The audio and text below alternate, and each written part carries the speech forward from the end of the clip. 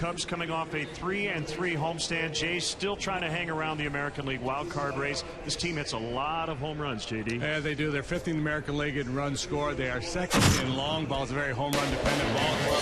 Two guys in the middle of the order that really have to focus on it. The former Red, he's become a 30-plus home run guy year in and year out. Jose Bautista has blossomed into the best, perhaps the best slugger in the American League over the last 4 or 5 years. These guys are in 6th and 7th in the American League in home runs. Bautista with 31 and Encarnacion with 30. And Bautista he's hit in his last 11 in a row, including 7 home runs. So it'll be Jacob Turner facing Toronto for the first time in his career. He's made 2 starts with the Cubs. First time in Cincinnati, he struggled a little bit. Last time he threw the ball very well. 6 1/3, 5 hits, allowed just 1 run, punched out 7 against just 1 walk. That was on September 1st against the Brewers. So a full week of rest. He should be ready to go here tonight. The 23-year-old right-hander Marcus Stroman will go for the Blue Jays. Jays' first-round pick in 2012 did not take this kid long to get to the big leagues. In 10 starts, 6-2 here in his home ballpark with an ERA of 2.97. We will be featuring some great music from Toronto and Canada tonight as we get you set for Cubs baseball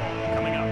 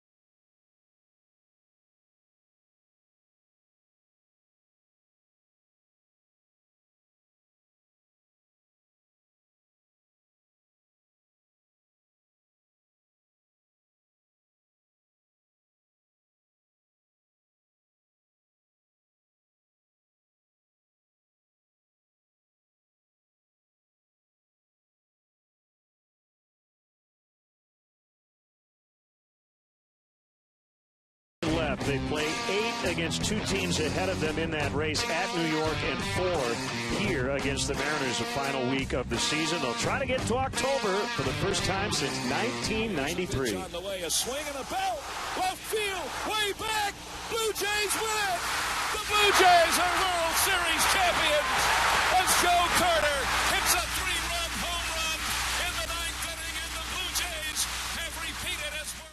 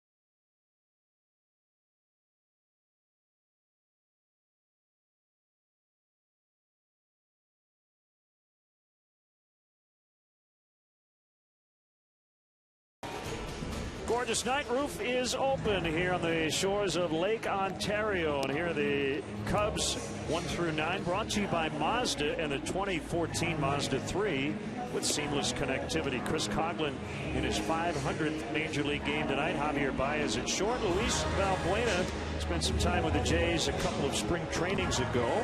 Jorge Soler will clean up in right. Wellington Castillo, the catcher. Mike Alt had his best game as a Cub yesterday. Alcantara is in center. Watkins at second. And Chris Valleca will play third and hit ninth. And we look at the Blue Jays defensively this evening. Kevin Pillar, Anthony Gose, Jose Bautista left center, right. Big arm on Bautista out there in right field. Valencia and Reyes on the left side of the infield. Ryan Goins very sure-handed at second base. Adam Lind, the big first sacker. And the catcher, you're familiar with him, former Cub Dioner Navarro. He's behind the plate tonight for 23-year-old right-hander Marcus Stroman. And one thing you notice immediately about Stroman is he's not a very big guy. He's just 5'9". But he's got a big arm, mid-90s fastball, and he's used it well. 9-5 with a 3.83 earned run average. 17 starts. He's also worked 5 times out of the Blue Jay bullpen.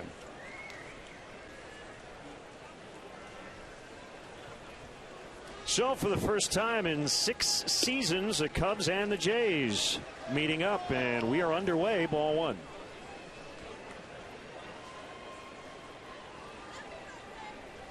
A couple of 23-year-old right-handers matching up tonight. Oh, that ball deflect, I think, off the glove of Stroman and right to Reyes. And the throw to first is in time. I think Stroman is all right. And he just alerted his dugout. No need to come out. That ball was scalded by Coughlin. Wow. Talk about an ambush. Right back up the middle. Ironic, we were talking to Ricky Renteria before the game today about defensive shifts and guys playing up the middle, and he was commenting all the videos he's watching. Very few pitchers finish in a good fielding position. And Stroman lucky not to take that one off the chin. So one very loud out, and here's Javier Baez,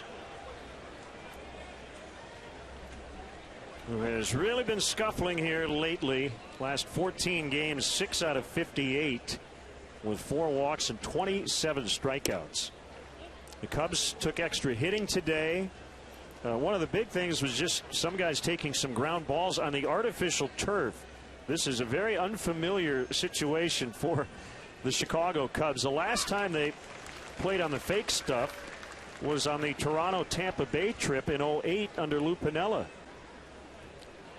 Yeah, typically infielders will come out early and take some ground balls just to get used to the pace on the turf, or try to get used to it. I don't know that you can. It's hard to duplicate, you know, taking fungos, what you're going to see at real game speed. But so and this turf is not in the best of shape either. There's a lot of seams out there, so you're going to see some funky bounces in this series.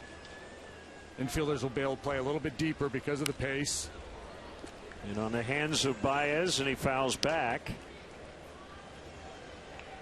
2 balls, 2 strikes on the rookie shortstop. I didn't ask Javi. Looks like he's got his rubber spikes on.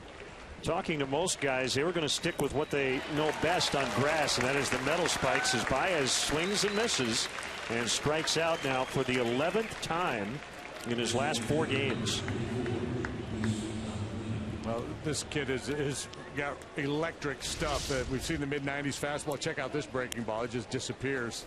That's an 85-mile-an-hour curveball. That's hard at some guys. Sliders. Cut his fastball.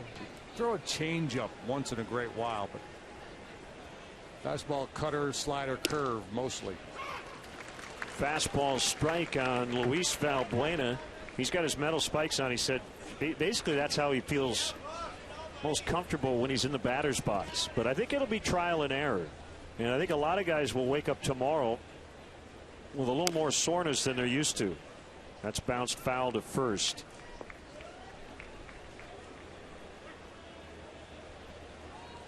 Back in your day, there were a lot of National League ballparks that had AstroTurf. Yeah, and a lot of guys used to change their shoes. Some guys would wear turf shoes out on the field. and they'd wear spikes to bat because they wanted the traction in the batter's box and also when they ran the bases.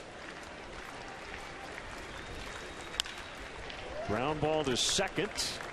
Goins will make the play.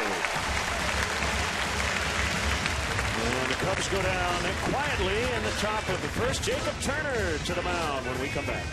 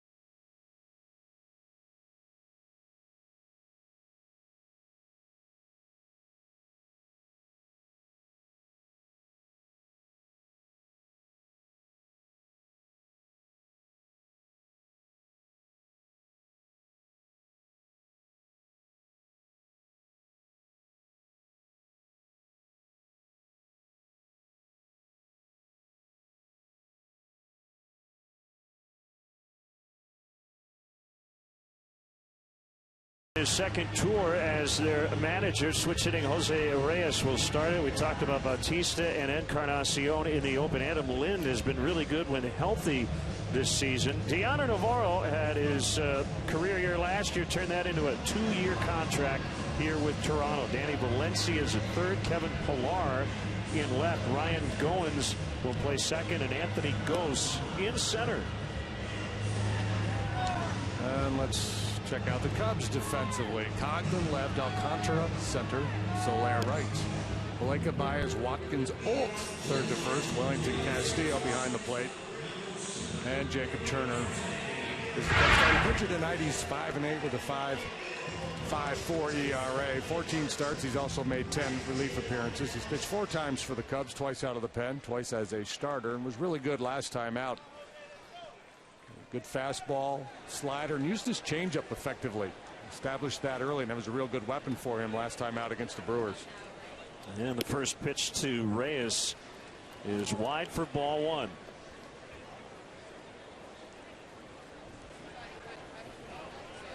Reyes signed through 2017, a 6-year contract he inked with the Miami Marlins. Only spent 1 year there before that big blockbuster trade to the Jays prior to 2013. Valleca way in at third. And on the 2-0 pitch, this is the outside corner. 3-0 on the leadoff hitter. The Jays hit home runs. They don't strike out a ton, which is interesting. They will take their walks. And 3-1.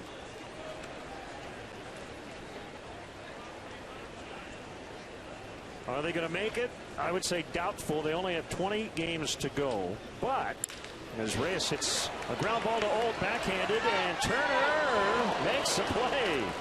Not a great toss by Old. Turner able to find the bag and accept the throw in front of the speedy Reyes. Yeah, well, you'd rather have that toss high as opposed to low down below the waist, but this is a little bit higher than you would prefer. Turner able to stretch, get it, and still get the base. You got to really bust it over there with Reyes going down the line. Nice athletic play by Jacob Turner. Keep a speedy man off the bases. Yeah, the Jays are going to need to do something big. I don't know, 15-5 or something like that. Well, they've got 4 at New York next week. The Yankees are half a game ahead of them. They don't play Cleveland. Cleveland ahead of them. They don't play Detroit. They do play Seattle 4 times in the final week. So almost half their games against clubs that are ahead of them, but it kind of goes without saying they need to have a good week this week just to give themselves an opportunity. There's John Gibbons. They actually have spent 48 days in first place. Every day from May 21st through July 4th. They had a big month of May, 21-9. But they had an awful August. 9-17, only hit 18 home runs as a team.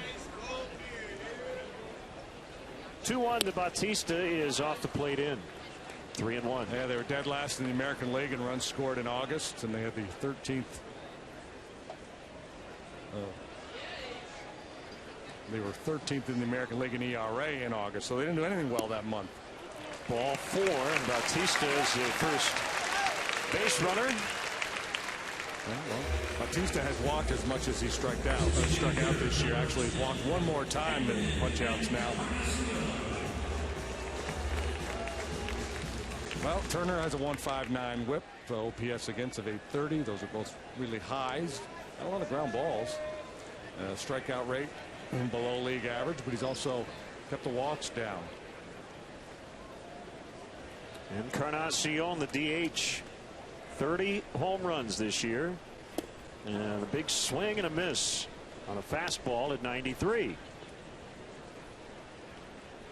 The story of Bautista and Encarnacion is similar. I think more drastic in Bautista's case. He bounced around a lot before coming to Toronto. Encarnacion is a Red, 05 to 09 with a 793 OPS, but came here in the Scott Rowland deal.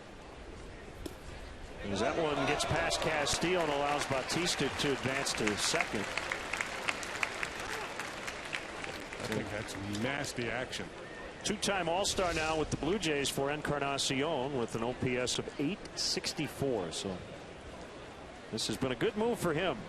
Yeah, and I think, you know, he was starting to come into his own in Cincinnati. I don't think people in Cincinnati are surprised that he's turned into, you know, a real good offensive player and a home run hitter. He had some defensive issues in Cincinnati, so they were willing to move on from him. There goes Bautista to third. The throw there is in time. They got him. They went for the headfirst slide, and Castillo nailed him.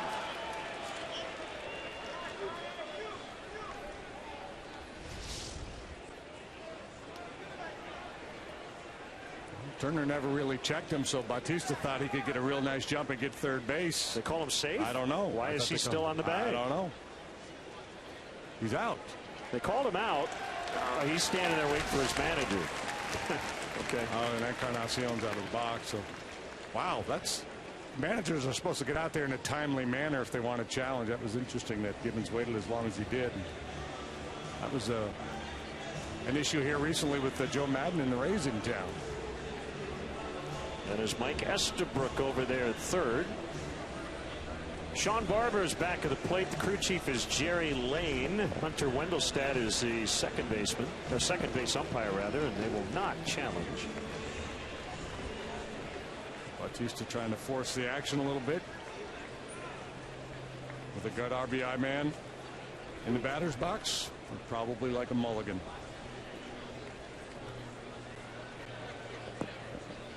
So 2-1 the count on Encarnacion. Here's the pitch. It's a strike.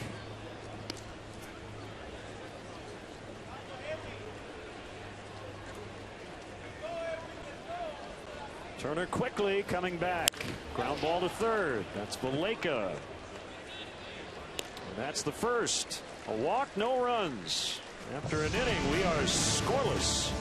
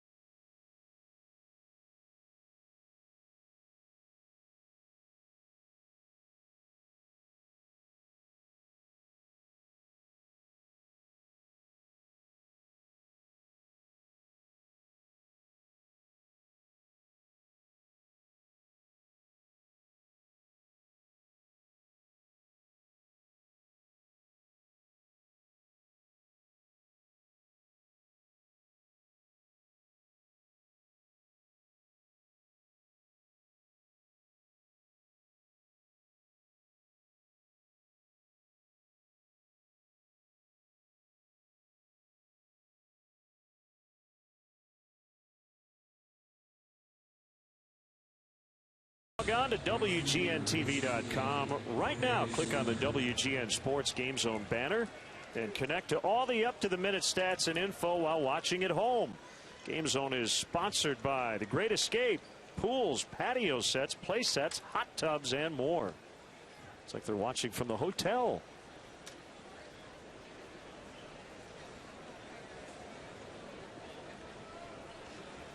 Here we go. Jorge Soler against Marcus Stroman here in the second.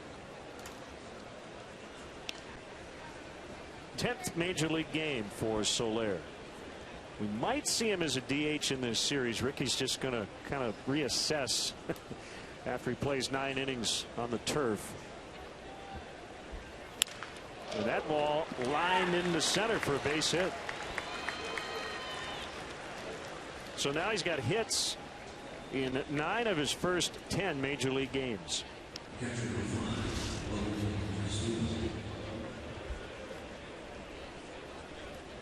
He's got a great approach at the plate. He's disciplined, he's patient, but when he decides to turn it loose, he lets it fly. He's not feeling for the baseball. He's going ahead and letting it eat, as they say.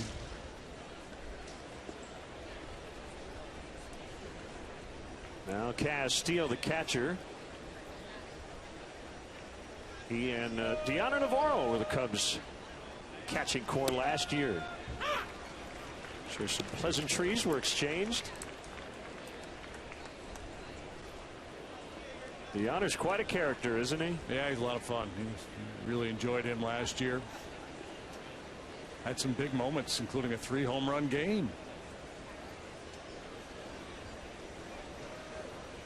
Stroman's 0-1, and it's inside on a fastball.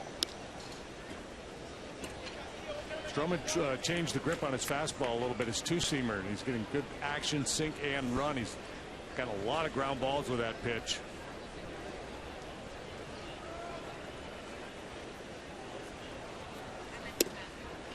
That's a strike on the outside. He's from Medford, New York. Went to Duke University. 22nd overall pick in 2012. So his whip, his OPS against better than league average. He's running a fairly high ground ball rate and just right at league average in terms of strikeout percentage, and better than league average with the walks. There's that ground ball I was talking about. Goins will tag Soler, and that's a pretty easy double play. Have to take another look at it, but it looked like Jorge basically ran right into that out. So 2 outs in the inning, and a lot of guys told in that spot just to put on the brakes. Yeah, you can't run into a tag in that situation.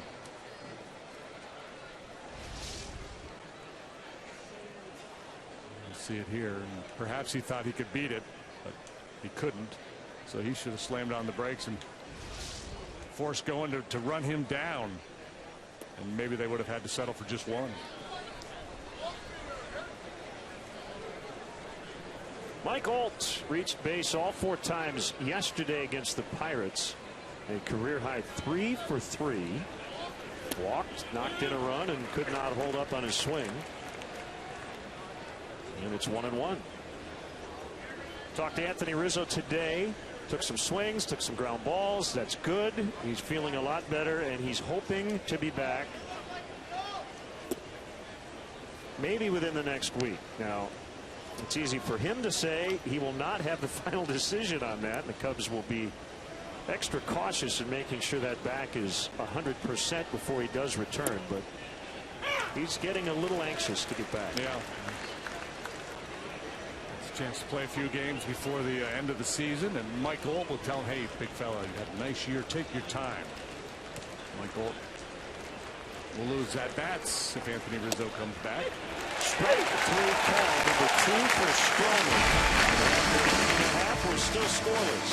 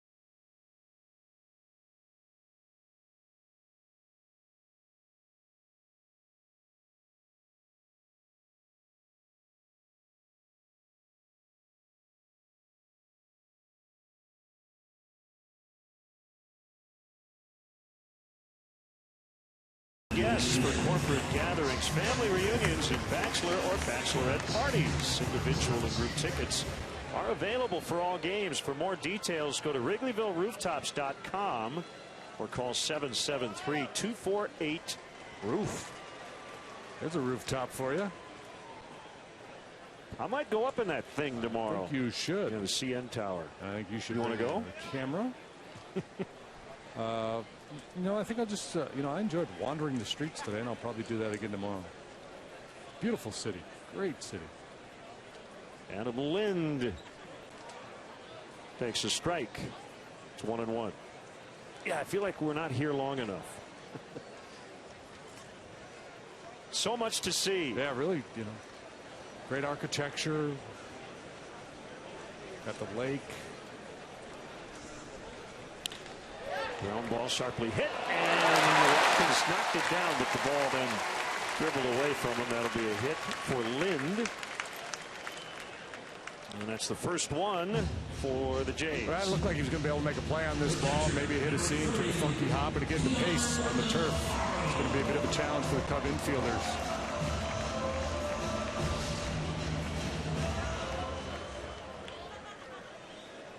Oh, they're going to give him an error. Okay. You cool with that? I am. Okay. I would have been cool with the hit too. I'm good. I'm glad I wasn't forced to make a decision. My wife will tell you when it comes to making decisions, I'm the last guy you want to ask. I don't know. Sounds good to me. Let's just get a pizza. Yeah. Switch hitter Deoner Navarro. 89 games with the Cubs last year, 300 batting average, 13 homers. As I said, turned that into a 2-year contract with the Blue Jays. As switch hitter, he's pretty much identical. The numbers from each side of the plate in terms of the rate, the batting average, on base slugging, very similar. Having another nice year. Ooh. Maybe a little low.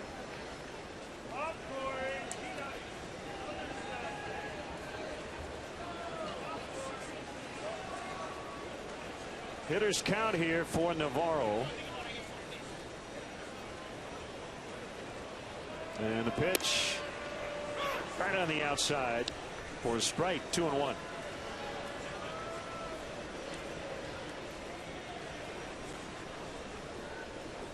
There you go. 286 right-handed, 281 left-handed. OPS 734, 735.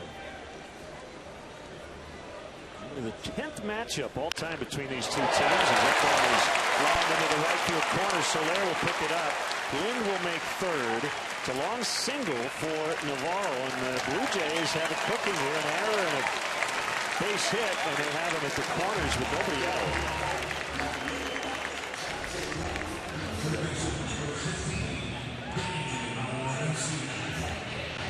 Had to find the strike zone. Navarro sitting fastball, obviously, and turned on it. No chance to make a play on this one. And Soler has to hustle to make sure it doesn't go all the way to the wall.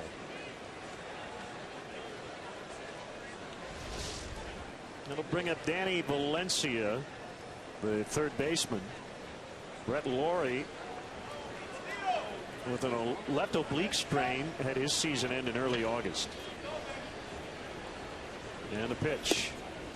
And the breaking ball misses in. The Cubs will give up the first run for a chance at a double play here. Try to limit the damage.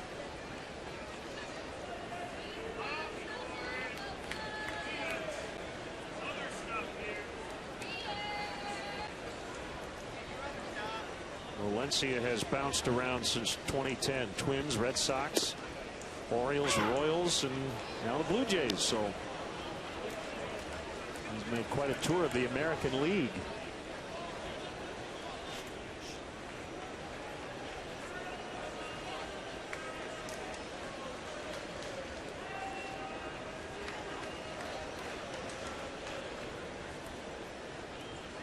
Turner ready. Here's a pitch. Fouled into center, a base hit, and the Jays get the first run of the night as Lind will trot home. It's 1-0. It's a cracked bat. Good enough for an RBI single for Valencia. First blood drawn by the Blue Jays. And towards the label. Yeah, that's one you feel like you made a pitch if you're Turner. You got in just a little bit. Didn't hit it hard, but hard enough. And now it's Kevin Pillar. Could have got that ball down around the knees. Maybe he gets his ground ball to short for 2. First and second now.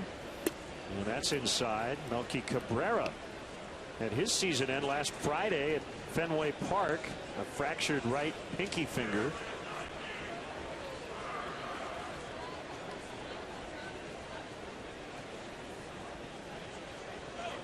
So Pillar will get a chance to play. Anthony Gose will see a lot of playing time the rest of the way. Deep drive to left. Coglin's back on it to the warning track. He leaps and he makes a catch right near the out-of-town board, and the runners will have to retrieve.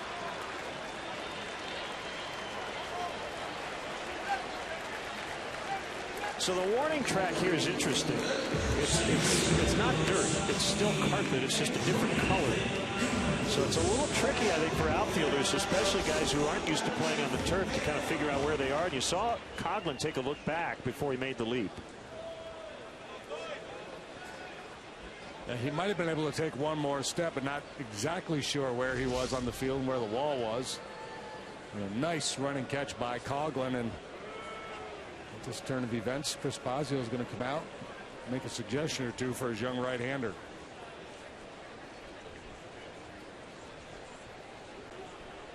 And while he does, we don't see the Blue Jays a whole lot, as I mentioned. I really like the fact they brought back their vintage uniform look in 2012. They kind of got away from it. But this is what you think of when you think of the Toronto Blue Jays. Yeah, I like that double. What did they have going? Well, they had kind of a different shade of blue. More of a modern Blue Jay. Yeah, but I like that the lettering. That's very Toronto Blue Jays. The double lines. Started out 1977. It was an American League expansion team with the Seattle Mariners. Ryan Goins takes a strike. And like most expansion teams, it was a rough go for them early on. 2 world championships, 92, 93. Back to back. Beautiful night here in Toronto. You see the banners. Mid-80s, they really turned it on to Dave Stieb in that group. AL East champs again in 89. Hey, it's 20 degrees. That's a 68. 68 Fahrenheit. It bounced out in front of the plate.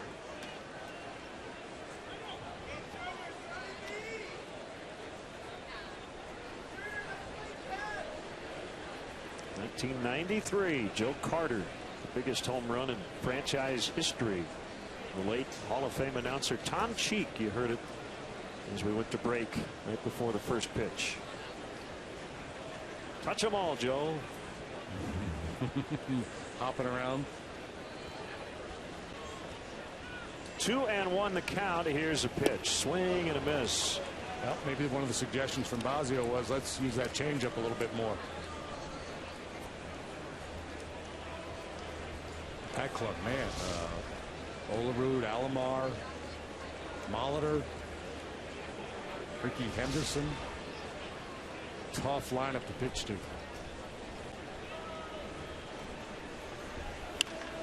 It's fouled out of play.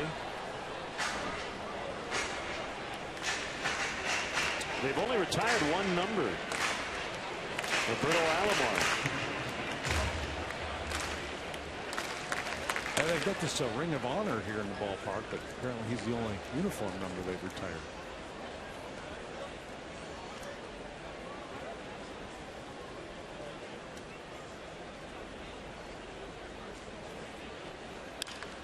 Double play ball. Watkins Not a great flip. Baez, though. Nice adjustment from the catcher. Goins runs well. We're going to see Ricky Renteria here. I thought they were going to get him there. It's Jerry Lane, the first base umpire, with the call. And again, I think the pace that ball got into the midsection of Watkins upset the timing of the flip there at second base. Looked like he's out. Wow. At first look, he looked more out than that one. Maybe Goins got there faster on the second replay. Here comes Ricky.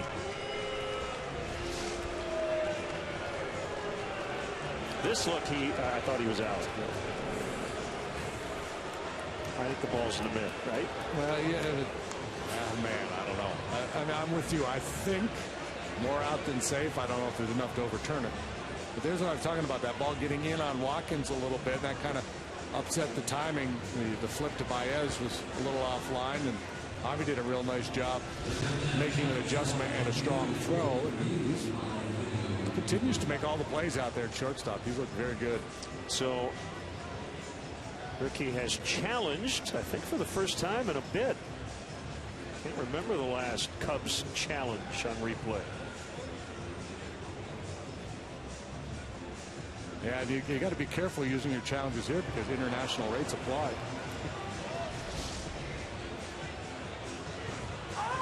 Just, they talk about the ball in the back of the mitt. Well, they call him out. So a good challenge, and the inning is over, and they keep them to one unearned run.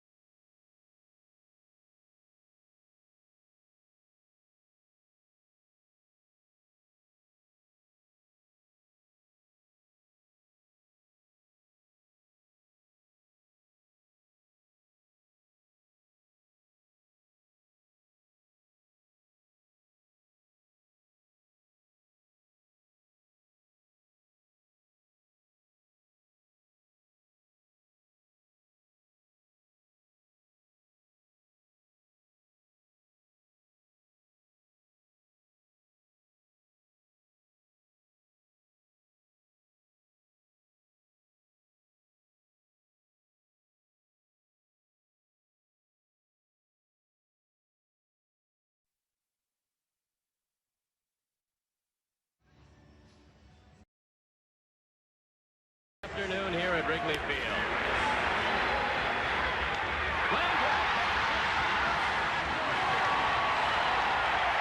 He'll have one or maybe two more shots at breaking it.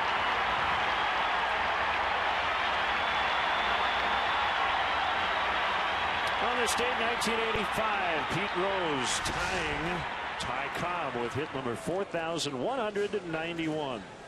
That Wrigley 100 moment brought to you by Southwest Airlines. Find Southwest Airlines fares only online at southwestairlines.com. Cubs batting in the third, and a strike called on Alcantara. An unearned run off Jacob Turner, giving the Blue Jays the lead.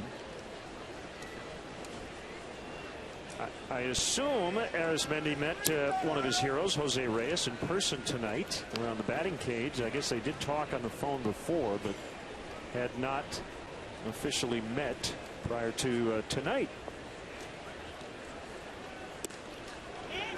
And he went around. Ooh. And when you think about Alcantara and who he kind of reminds you of, switch hitter, middle infielder by trade, good speed. Reyes, Rollins, those are guys who immediately come to mind, and those are guys he grew up rooting for. Swing and a miss. Strike 3. Navarro had it get past him as he fires to Lynn.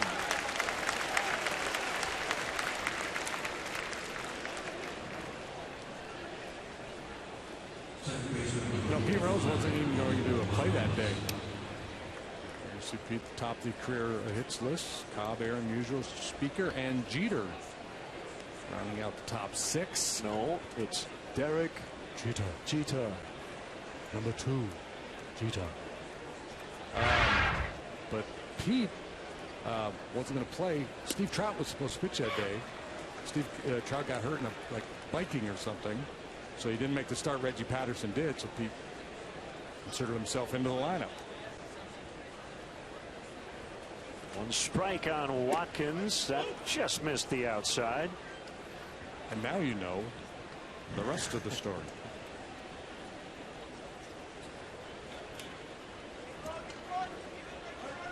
Here's a 1-1. 2 balls and a strike. Waleka next in the 9 spot. We have an intimate gathering tonight here in Toronto. Roof open. Temps in the mid to upper 60s. All 3 of these games here will be under the lights. I'm guessing at least one of them will be under the roof as well. Might get some rain on Wednesday. But I like this park a lot better when the roof's open. Yeah, I think most people here would agree. Although I like it closed when it's raining.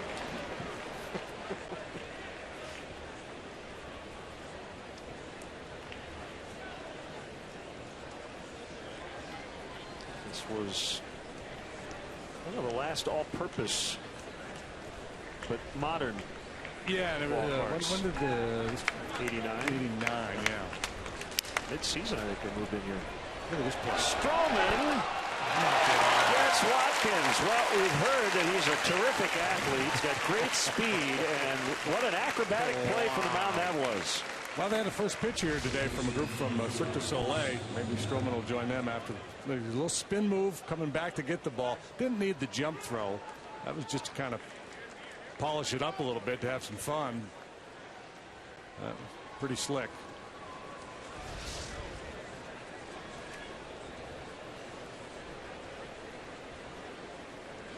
Most guys, when you fall off one way and the ball's hit behind you, you just let it go. You let the infielder come and get it. We were having an off-air conversation before the game about pitchers and fielding and how guys aren't quite as ready as they used to be after they let go of the pitch. Yeah, and I've talked to a lot of pitching coaches about it over the years, and they say, well, the one thing they tell their guys is, we prefer you to finish square to home plate, ready to field your position. That's the old adage you're taught as a kid. Once you turn the ball loose, you're no longer a pitcher. Now you're an infielder. But they don't want pitchers sacrificing their mechanics or how they finish their delivery just to get into a fielding position. And then the point Ricky was making is, well, yeah, I get that. But still, once you follow through, if you turn towards first base or third base or wherever, still make some effort to turn around and get into a better fielding position. He said he just doesn't see it happen very often.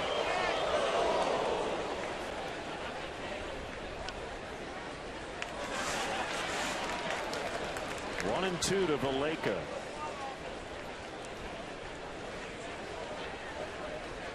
Boy, is that a nice benefit when your pitcher can field his position. Like we just saw Stroman do. Especially if you're a ground ball guy, that Stroman is proving to be. Nasty breaking ball as he gets Waleka. 1-0 Toronto in the 3rd.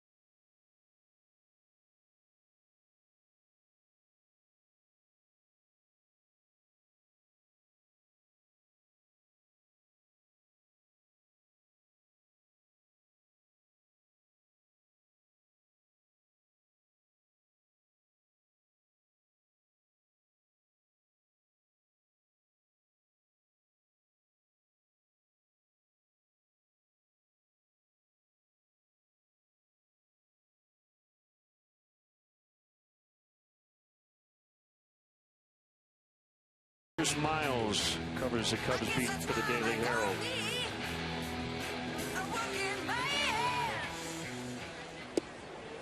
Anthony Gose takes a strike from Jacob Turner.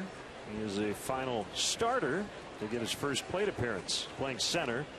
Colby Rasmus no longer playing every day. He'll be a free agent after this season, so they're taking a look at some other guys in the outfield. He came over 2010 in that three-team deal that involved Roy Oswalt from the Astros to the Phillies. Gose went from the Phillies to the Jays.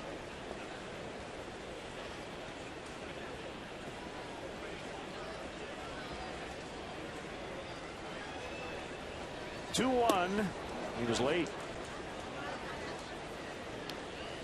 The speed guy. Got a couple of 70-plus stolen base seasons in the minor leagues. 15 steals, 4 times caught with the Blue Jays so far this year. Changeup is hit high and deep the other way. Coghlan reaches up and snags it, as Alcantara was in the area as well. 2 nice grabs out there by Coghlan in the gap. Yeah, Gose showing some pretty good power the other way.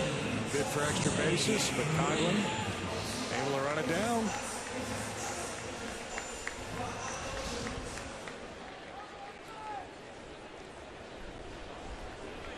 Jays have gotten some pretty good whacks at Jacob Turner here so far, but he's managed to allow just the 1 run.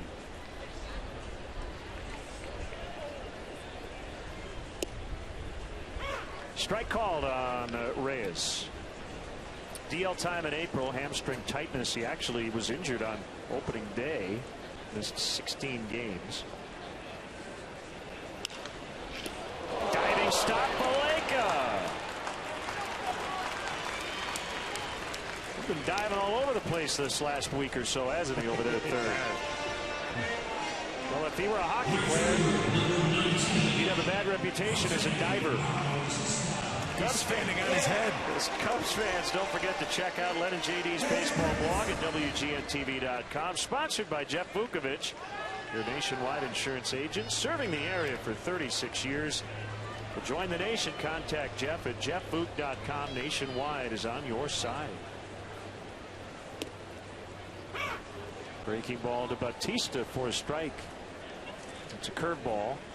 Bautista walked in the first, reached second on a wild pitch, caught stealing as he tried to grab third base. Bautista from the Dominican Republic, but he played college ball in Florida. 20th round pick of the Pittsburgh Pirates. Yeah, 04 to 08, Baltimore, Tampa Bay, Kansas City, Pittsburgh. Kind of the journeyman utility guy. He was traded here for, I just read it earlier today. Please. Oh yeah, catcher Robinson Diaz. Yeah, it's and he's just become an all-world offensive player. You read his profile and what he went through. You said, well, that's not the guy who becomes a perennial all-star with 50 home run potential. Not potential. He's actually done it. And he has led the majors twice in home runs. He's been an all-star every year since 2010.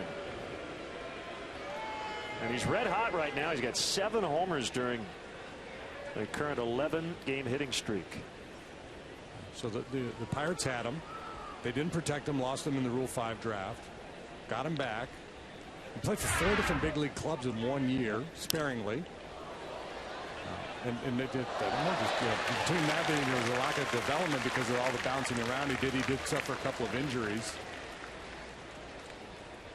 And there were moments in Pittsburgh where the potential was, you kind of saw it a little bit, but nothing like what he's done here in Toronto. Really a great story. Joey Bats.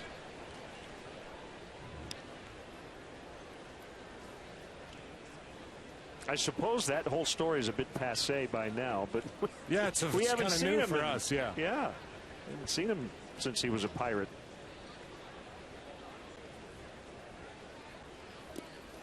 And he went. Ball gets away. Castillo will pick it up. That will end the inning. Turner getting some help from his defense here in the third. 1-0 Toronto.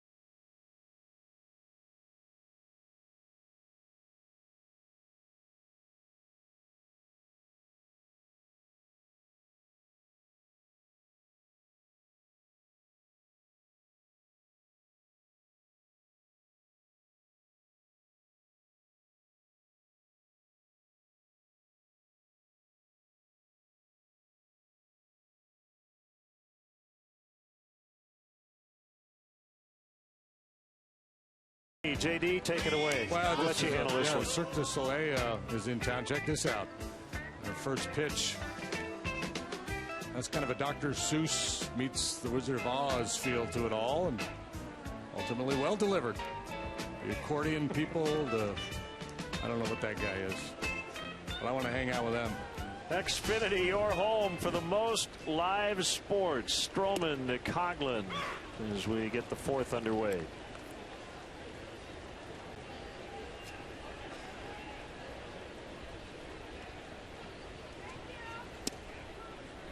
Cutter misses inside, so let's see. We could. I'm told there's a great bike path on the water. You could get you could take a boat ride if you'd like. The CN Tower, the Hockey Hall of Fame. Got to do that. Or a little later in the month, they could go see preseason NHL game. Leafs exhibition. Yeah. So there is a kind of a kinship here between Chicago and Toronto with the long-suffering Cub fan and the long-suffering Maple Leaf fan, right? I would agree with that. Yeah. Some passionate fan bases. And dealing with frustration for a long time.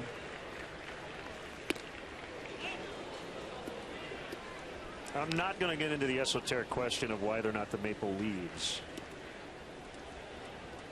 Because they're the Leafs. They're the Leafs.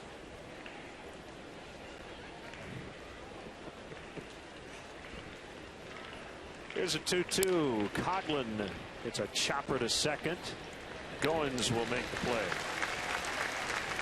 The Reds, Dodgers, and Cardinals will make up the opponents for the final homestand of the regular season next week. Don't miss your chance to come out and see a game at beautiful Wrigley Field. Tickets and a variety of levels are available for every game during that final homestand. To purchase your seats, visit Cubs.com.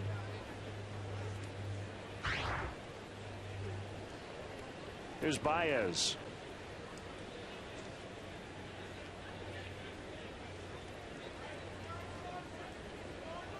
Well, you may not want to get into it, but you brought it up, so. Got the Google machine. You get the Google machine. Maple Leafs, as it refers to an organization or sports franchise, is considered a proper noun and not bound by normal rules of grammar. I know. How about that?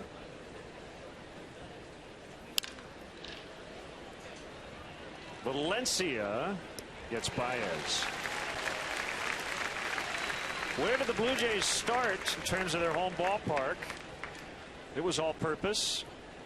Exhibition Stadium. And if you look off to the right, there was nothing but nothing behind the wall out there. Just kind of kept going, and the field was crowned. You can kind of see the faded football numbers out there in right field. Made for some interesting bounces. Is that where the Argonauts played? Yeah, and then they moved in here when they built this place.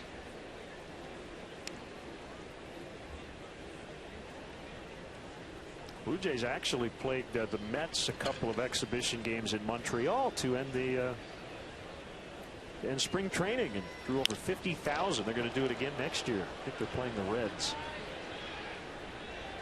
Pilar in left. Oh, he's getting cool. Makes the catch, and Stroman only broken a sweat so far.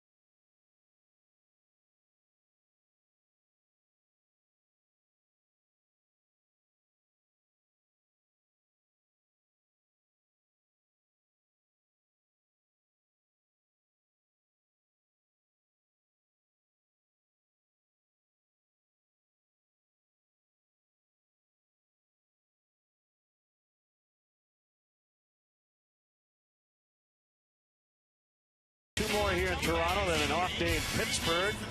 Pirates next weekend at PNC. And then a long homestand against the Reds, the Dodgers, and the Cardinals.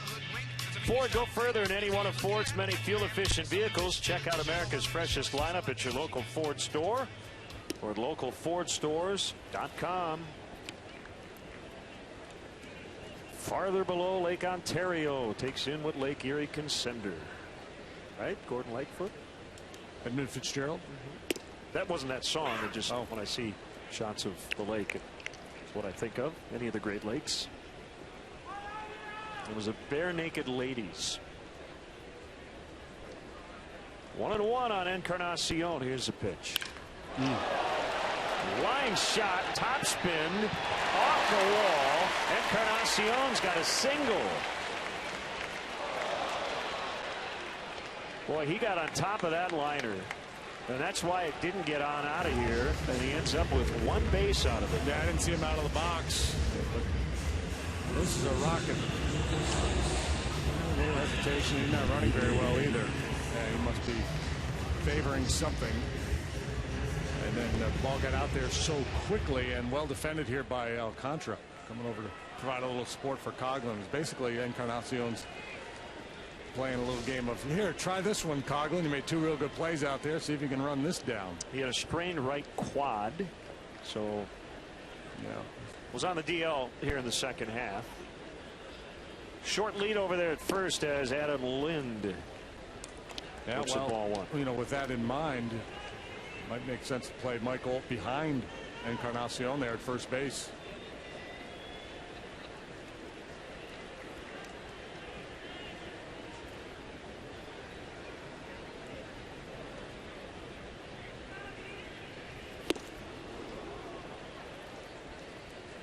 One and one.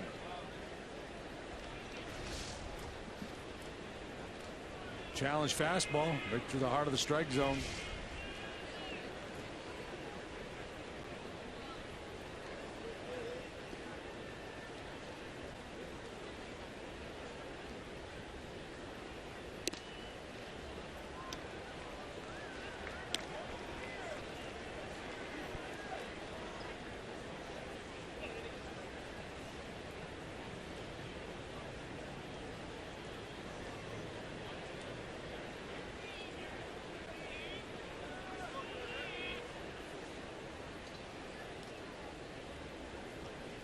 Here it is. Off the end of the bat as he pulls it into right for a base hit. Soler on the bounce will throw to third, and it's offline. So Encarnacion goes first to third. The ball almost bounced over Soler, but he's got a pretty wide wingspan. Yeah, that's the other part of it too. That we talked about the infielders and the pace of the ball on the turf. The outfielders got to be careful for the big high bounces. It's off a very strong throw offline. Encarnacion was going to beat it anyway. So Encarnacion running a little bit better there, and I think he was bound and determined to go first to third to make up for only getting a single on that ball off the wall to the left, despite the bad wheel. Luis Rivera, their third base coach, Tim Leeper, is over at first.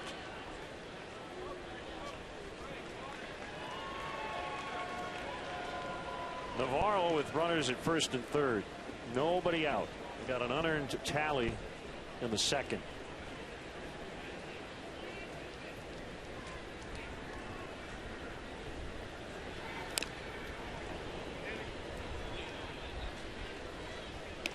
Yeah, that was certainly one of the highlights of last year, wouldn't you say? You referenced Navarro hitting 3 homers in a game against the White Sox. Yeah, he had a lot of really good moments. Big pinch hit, home runs.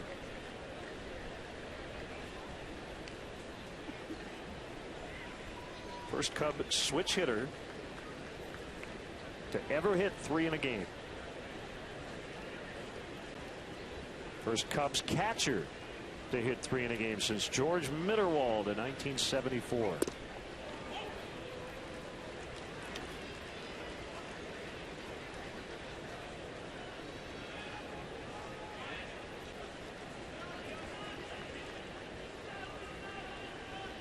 Jake Arrieta, Mark Burley. Contrasting styles tomorrow night. Kyle Hendricks, Drew Hutchison on Wednesday. Fly ball to deep center. Alcantara makes the catch. That'll be a sac fly for Navarro as Encarnacion scores, and it's 2-0 Toronto.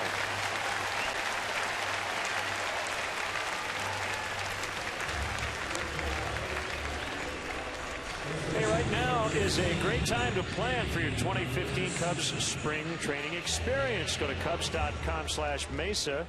Place a deposit on season tickets and secure the best seats available. Individual spring training tickets go on sale in January. Be sure to visit Cubs.com/Mesa for the latest updates. Valencia knocked home their first run. It was single in the second. He takes a strike. A good slider there to get started. One of the better breaking balls he's thrown tonight.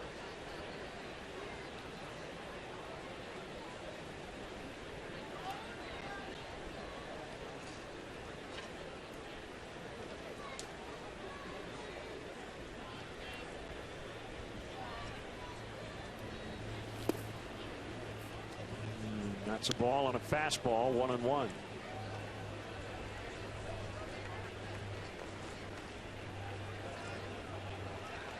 The schedule is out for next year. Yes. Cubs will play the American League Central, including 6 against the White Sox. Open at home with the Cardinals. Line to Watkins, double play. So they get Lind. The Blue Jays get 1. It's 2-0 after 4.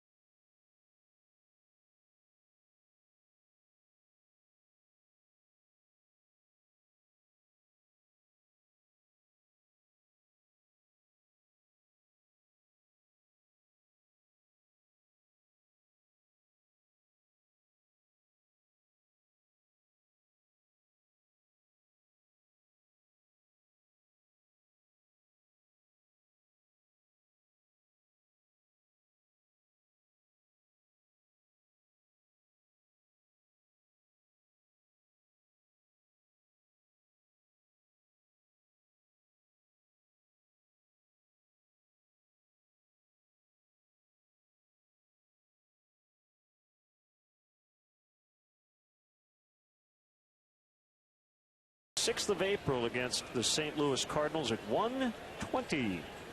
World Series could possibly end in November. Miguel Cabrera dealing with an ankle issue, but he'll keep playing, and the Nationals trying to find the right combo in the 9th inning. Soler grounds out to Valencia as we start the 5th.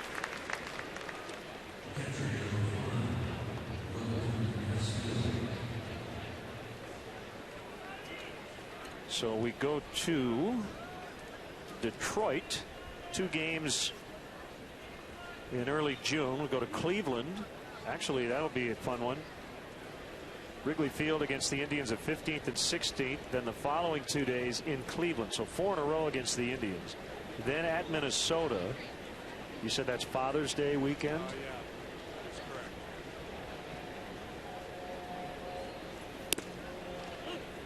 Inside for a ball. June 19th, 20th, 21st.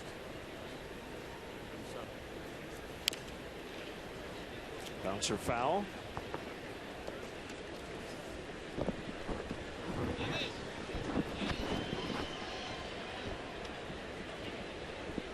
We had a headset issue. JD, he's here. Don't worry, he's here. Are you here? Am I here? Yeah. Can you hear me now? We hear you now. Hear me now? Yeah, it's disappeared there. Yes, we're in Minnesota for Father's Day.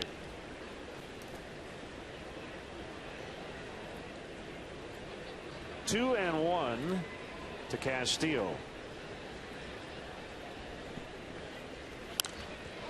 Popped up and out of play.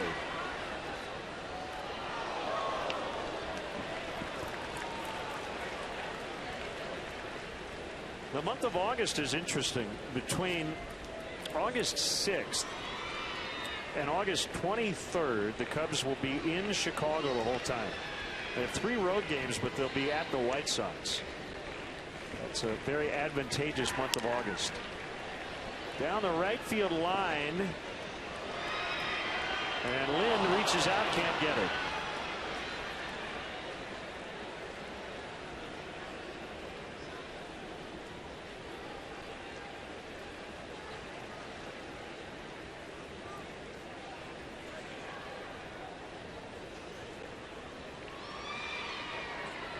Two on Castillo. Alt on deck. 2-0 Blue Jays.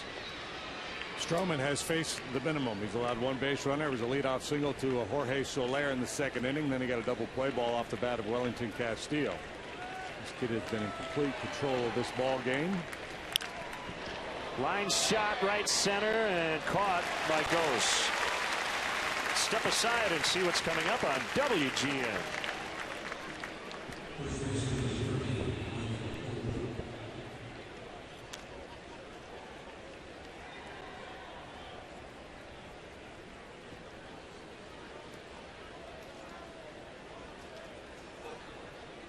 Back here at Rogers Center, downtown Toronto.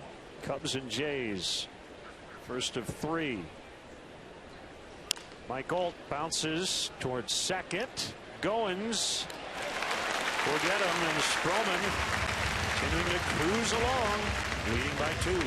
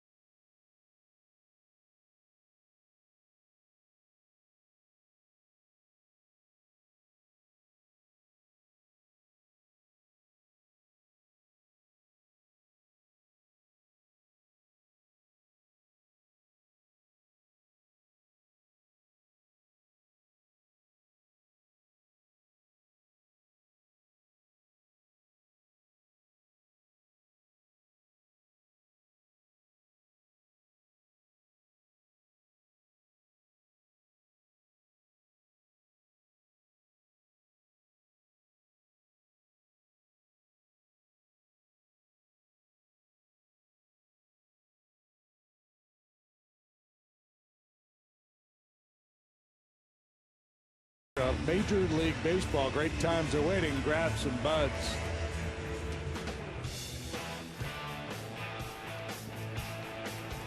Neil Young with Pearl Jam downtown.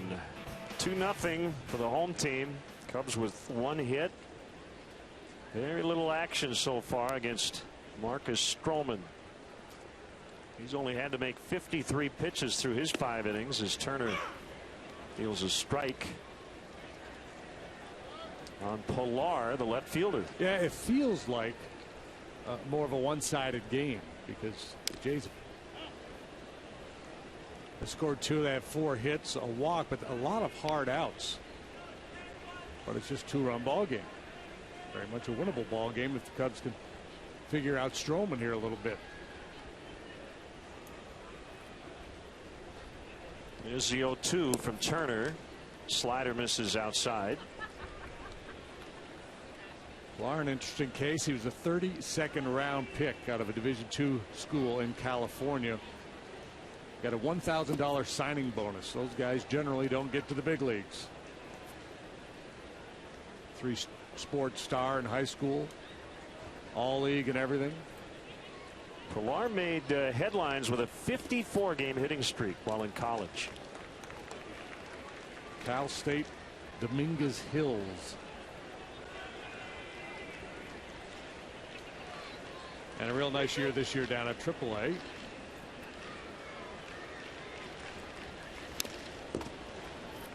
AAA Buffalo, he hit .323. Led the league in doubles, 3rd in batting average, 3rd in extra base hits. As we mentioned, with Melky Cabrera on the DL, he's going to get a chance to show what he can do here. Foul tip for strike 3.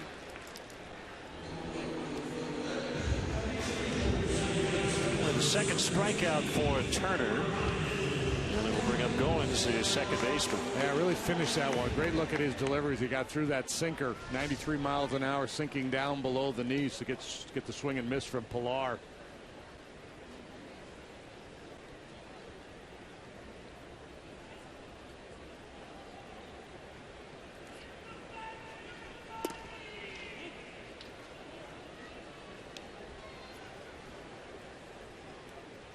Goins bounced into a double play. Originally was called safe at first, but they went to the replay. Cubs challenged and got it overturned. 2-0.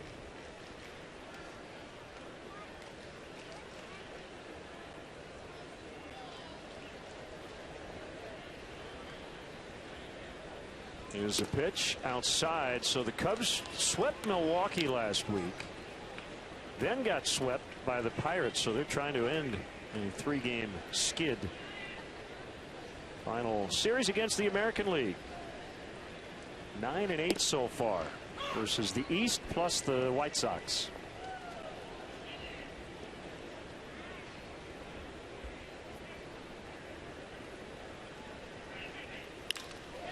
Line the other way for a base hit.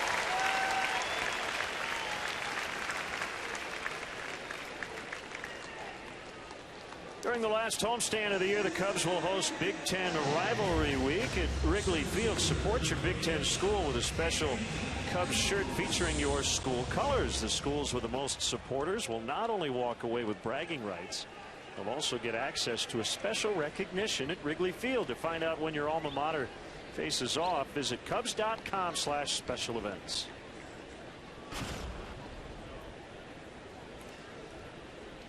I know Lemoyne is not in the Big Ten, but school colors? Green and gold. And when I was there, we had a big L on our jersey like Laverne. From Laverne and really? Yeah. Ball hit hard. Goes with a hit to center, and that'll send Goins around to third. So 8 and 9 teaming up here in the 5th inning. That Goes hit the ball very well last time to left field. Chris Coughlin took away an extra base hit from him. Here's a fastball up above the knees, outer third, just lashed into center field. Alcantara hustling over to cut it off. And he can't hesitate on this turf.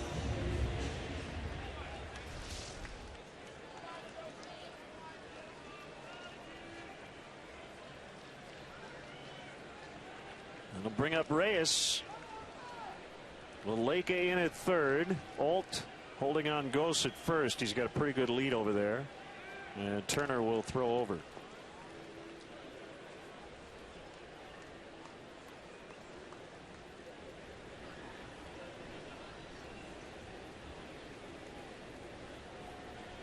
Reyes has led the majors in triples 3 different times. 115 three-base hits in his career. He led the National League in stolen bases 3 straight years, but the last time was 2007.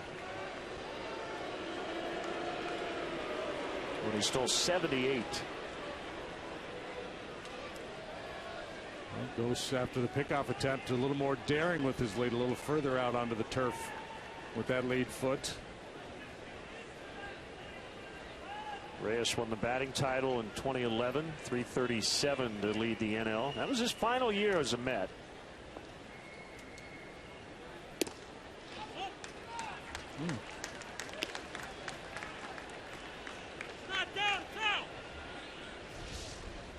A little argument here going on. You know, Turner looked in, asked where it was. Somebody chirped from the Cubs dugout.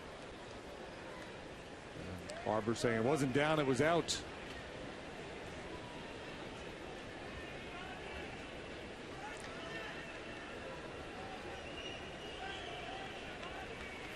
Swing and a miss. Changeup, maybe his best tonight. Yeah, because from the dugout they can see up and down. They can't see in and out. So typically what happens is somebody will yell, "That ball's not down," and then Barber responded with, "It's not down, it's out." And then we play on.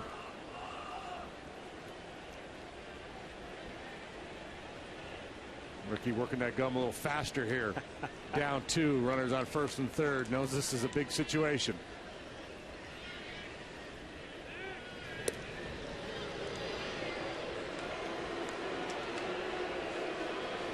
So you remember the end of 2011, and Jose Reyes picked up a hit in the first inning in a game against Cincinnati, and then Terry Collins pulled him out of the game. I guess Reyes had basically said, "If I get a hit, I want you to take me out." Remember, some of the fans booed because they were thinking that was the last time they were going to see Reyes as a Met. Do you recall any of this? Yeah, it was a little controversial. Ryan Braun went 0 for 4, so he finished 332. Reyes hit 337. But because he was in New York, I think it got sure, much bigger play. Did people accuse him of ducking for coming out of the game? Didn't do a Ted Williams and stay in there. These fans are really taking umbrage at Turner throwing over to first base, by the way. In the air. Goins ready to tag. Conklin makes the catch, and he's going to hold, but Ghost will take second. Yeah, that throw should have gone to second base. Although, I don't know. I'm surprised Goins didn't try scoring that ball.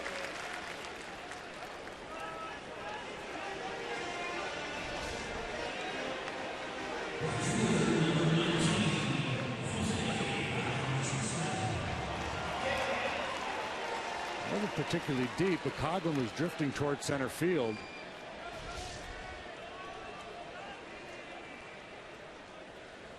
Now, so just to follow up, I think a lot of Mets fans just wanted to see Reyes play a full game. He told his manager, "If I go 1 for 1, take me out." Collins then after basically said, "Look, he's my guy, he's my player. I understand how fans are frustrated, but you're not in the dugout, making decisions I have to make." So, it was kind of a big deal in New York. I remember when it happened. It's very typical New York. You win a batting title, and all people talk about is you coming out of the game early.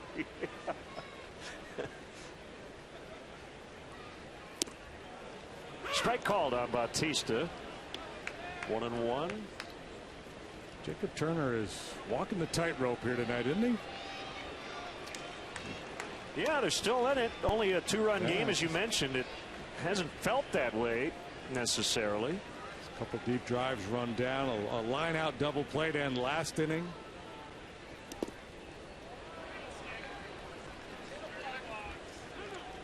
Good to see Cito Gaston.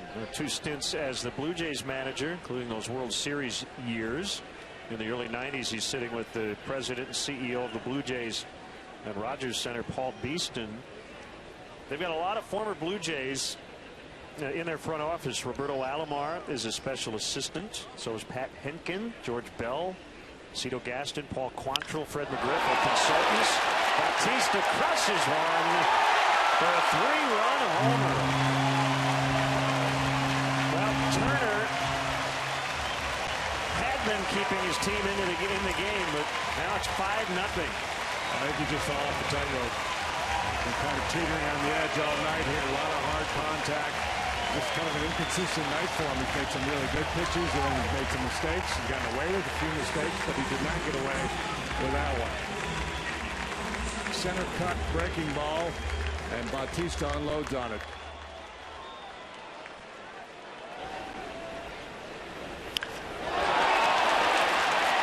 Interesting, we just showed you Cito Gaston. He worked a lot with Jose Bautista when he got here to Toronto on his swing. And yeah, all smiles right now in the executives box. Paul Beeston has been with the Blue Jays every step of the way. He was their very first employee.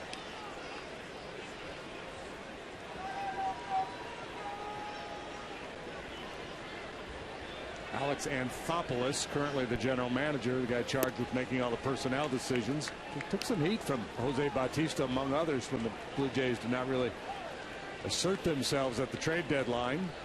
They were on Samardzija. They had a lot of people watching Jeff going back to September of last year. 8, 9, 10 different scouts came through town watching Jeff Samardzija. I suspect if those, I'm not sure how far those talks got, but Cubs probably inquired about the kid pitching tonight, Stroman. Alex Sanchez, the top pitching prospect, who's currently working out of their bullpen. Couple big arms the Jays didn't want to part with. Ground ball to Valleca. And that'll end the inning, but a 3-run shot by Joey Bats. 5-0 Jays.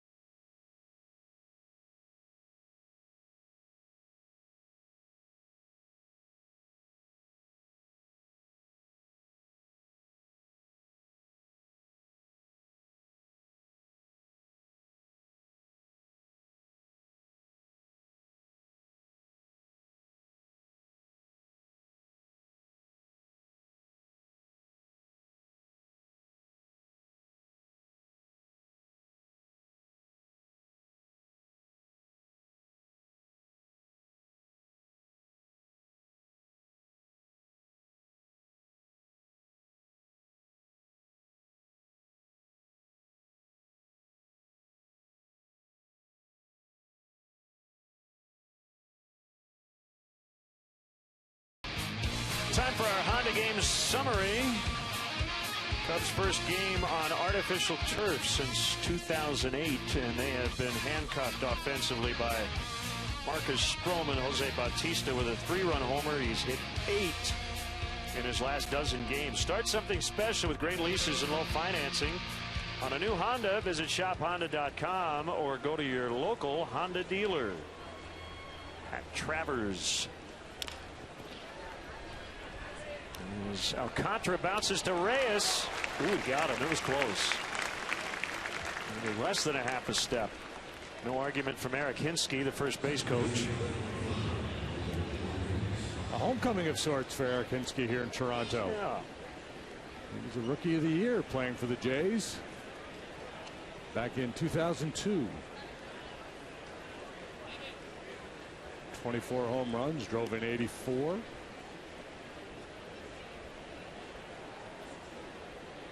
Spent 3 or 4 years here in Toronto before bouncing around. Played for every American League East team except for the Baltimore Orioles. Well, there you see one of those uniforms that they used in the interim. They got it right the first time.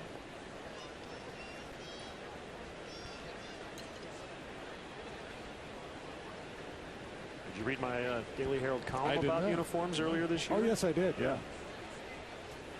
It was about that very thing. Yeah, that usually. A little issue with the lights maybe for Pilar as he gets Watkins. Yeah, I mean, the Brewers didn't get it right off the bat, 1970, but about 1978, the ball in the glove, I thought they nailed it. The Blue Jays, I thought, got it right when they started. The other one for me, I don't know how you feel about this. Road gray is rather ubiquitous, but if you go back to the 70s and 80s, a lot of teams had light blue for the road uniforms. And to me, the George Brett Kansas City Royals road uniform, now that works, doesn't it? Yeah. And if your team name is the Royals, but the Blue Jays could do that. But I wonder too, if a team is wearing a certain uniform and has success, and you kind of see it and you associate that team with that uniform, you kind of want to, that's what appeals to you, that's who they were, that's how you, that's the Blue Jay club I remember. Yes, that's part of it. Marcus Stroman is giving us very little time to discuss these important issues. This dude is mowing them down.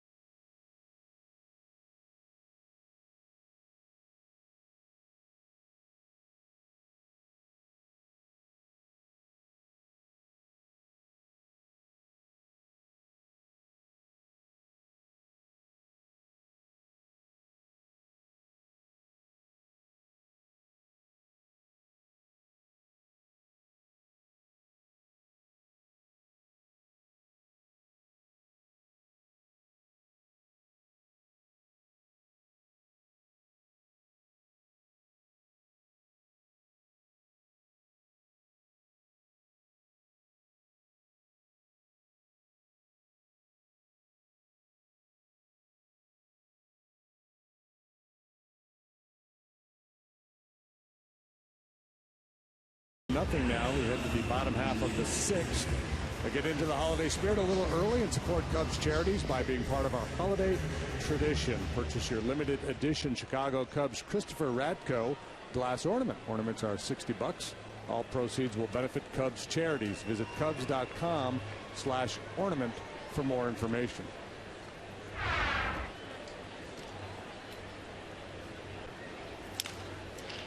Lind bounces. Vallecas had a busy night.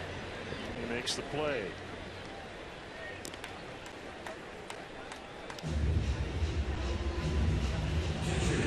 We'll have to condense our stories tomorrow night with Mark Burley out there. But Watching Mark Burley stare at the second base umpire between innings. I'm ready. But we're not back from commercial break, Mark.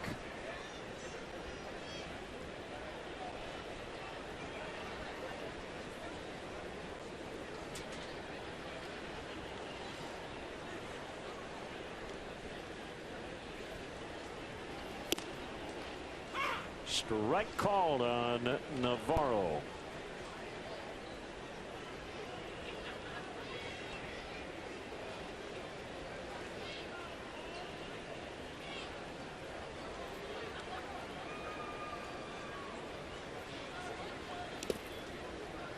See that change up a little bit.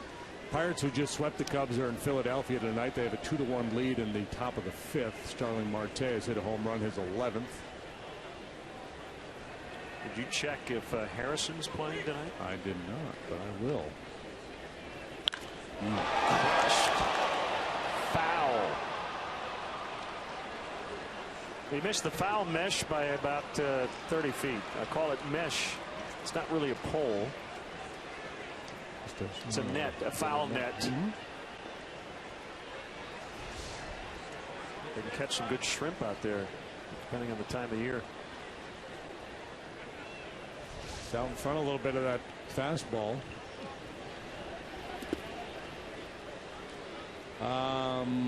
No Josh Harrison. Nope, not in there. Okay. Jeff Locke, Kyle Kendrick, the pitchers in that one. Now some finals from earlier today. Big win for Detroit, 9-5 over the Royals. Comerica Park. They're within one now of Kansas City. Justin Verlander improved to 13-12. A lot of decisions for him this year. He's been very decisive as Watkins throws out Navarro. Let's step aside and see what's coming up on WGN.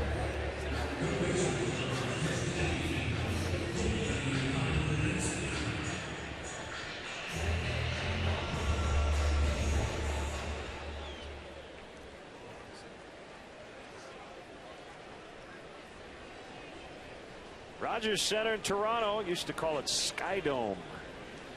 Sky Dome, had kind of a James Bond sound to it. I like Sky Dome better. Didn't they call it Rogers Sky Dome? Probably. The problem with calling it Sky Dome is the Sky didn't pay any royalties. Well, let's name that. Hey, you up there, give us some money. And we'll go to Rogers instead. Rogers Sky Dome. Well, the owner of the team is Rogers Communications Inc. That's what you call synergy. That was the ballpark in Cincinnati. Dan Straley up in the Cubs bullpen.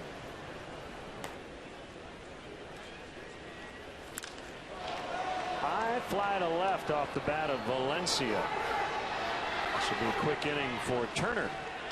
To the seventh. All Blue Jays 5-0.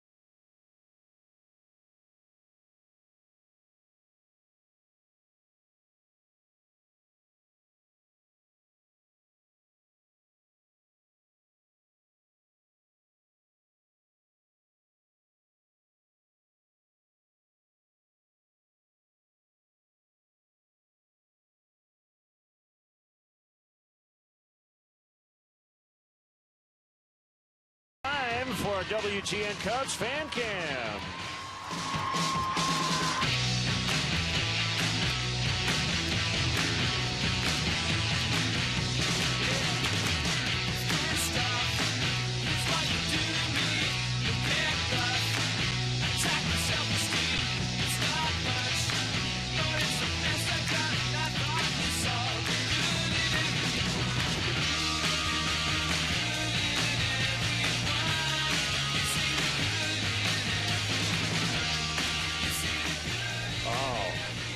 Power pop band from Halifax, Nova Scotia. Sloan. That's a good live band you should check out, JD. I don't know how we get the shots of the people dancing to our fan cam song, because sometimes they're in perfect rhythm with the music. We're very powerful. Stroman has been really impressive. He's already ahead of Coughlin, 0-2.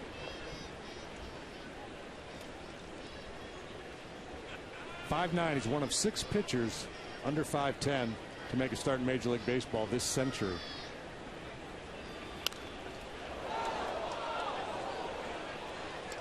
He's one of those guys, because of his stature, a lot of scouts would be scared off. They say, yeah, he throws real hard, but he's a little guy. We just don't know how well he's going to hold up. Maybe he'll be a reliever. Might not have the stamina. Doesn't have the leverage of a big, tall guy, but I would say let him pitch. Turn him loose, see what he can do. The heck of an athlete. Obviously has a very good arm. He's got the pitches.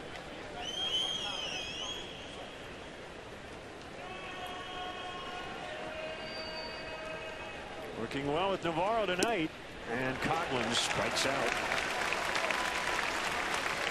Especially in this era, too, there's so many good arms in baseball now. You can find plenty of 96-mile-an-hour fastballs to put in your bullpen. But if you've got a guy who's got the mix of pitches, a good off-speed pitch, a good breaking ball to go with that lively arm, and you can get him through a line 3 or 4 times, that is so valuable. You know, I would keep running him out there as a starter until he failed. Baez with 1 out, and he hits a chopper to Reyes.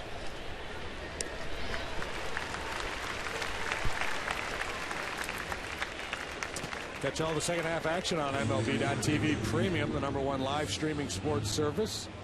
Watch every out-of-market game live in true HD on over 400 devices. Visit Cubs.com for details.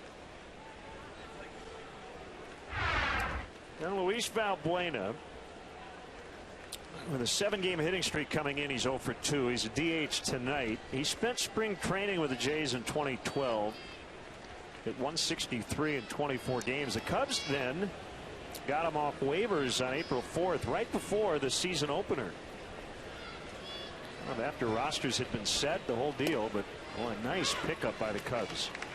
It was under the radar at the time. I remember he lined up along the third base line at Wrigley Field as they announced all the players on opening day. We went, oh, okay, there's a guy we haven't seen before.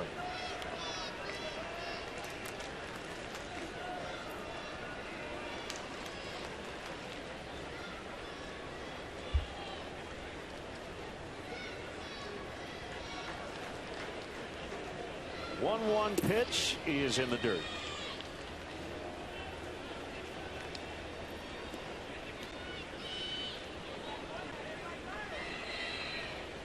Wow, look at those pitch counts.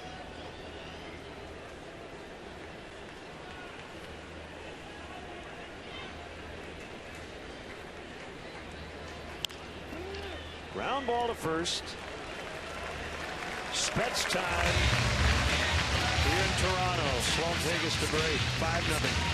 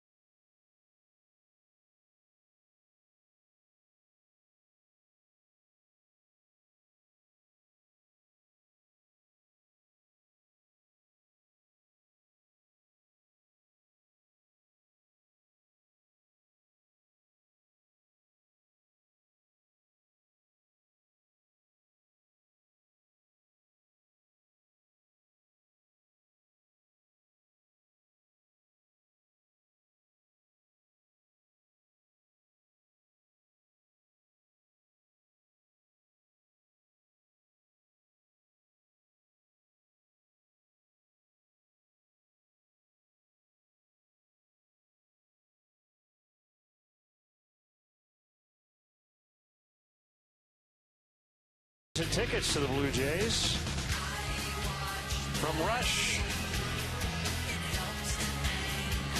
Blue Jays lead the Cubs 5-0, out hitting them 7-1. The only hit for the visitors, a Jorge Soler leadoff single in the second inning. And that's the last base runner and the only time the Cubs have had somebody on, and he was quickly erased on a double play ball. And here comes Straley Dan. 3-5 of the 409.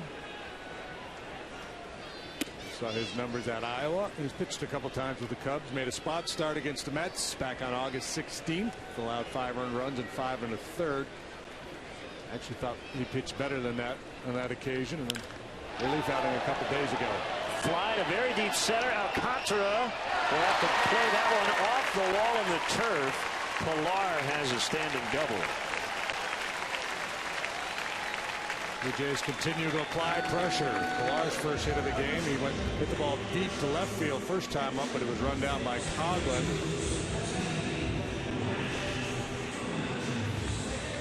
Trying to go down and away and had a leak back out over the plate. That was Jacob Turner's problem tonight. Just wasn't locating.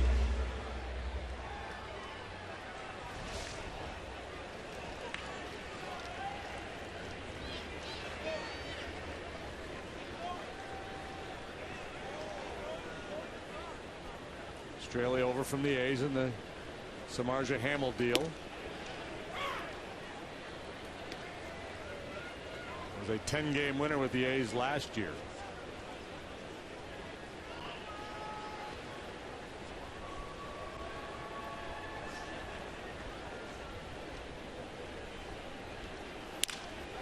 Ground ball to the right side. That'll get Pilar to third, and Jones is safe. Pilar on his way to the plate has scored. Now Baez is going to tag out Goins, and he will be called safe. Apparently did not make a move towards second. Baez thought he did, and Ricky thought he did too. That's a heads-up play by Baez. Yeah, we'll see. Maybe we can look at it in replay and be an error. Ray's going to go out and talk to Jerry Lane. And Logan Watkins is having all kinds of problems on the turf here this evening. It's just taking him out of his rhythm.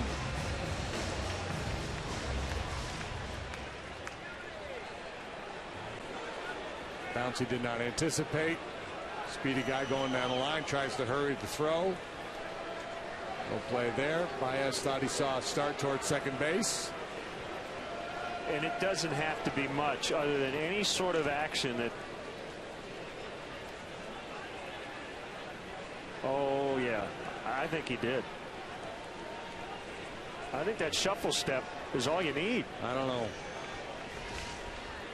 Is this reviewable? No, Jerry Lane just looked into the dugout and kind of put his hands up as if to say nobody saw it, Ricky. Yeah. See, you can turn toward the inside to go back to first. You can't make any move towards second. Now, I think that shuffle step is all it really takes, and I think Baez saw that, and yeah, rightly so. What he's reacting to, yeah, right there. Yeah, I don't know. Yeah, I think that's all you need. That's tough, man. I don't know. You got the rule book, right? I mean, I don't know if it specifically states it, but I'm pretty convinced if they had seen that, they would have called him out. I think there's wiggle room there for the umpires. I think it's in their judgment whether the guy makes any kind of an attempt to go to the next base. Again, it doesn't matter which direction you turn. It's whether you give any sort of impression that you're trying to go to the next base. At any rate, an unearned run, at least for now, and 6-0 as Ghost fouls. It's 0-2 on him.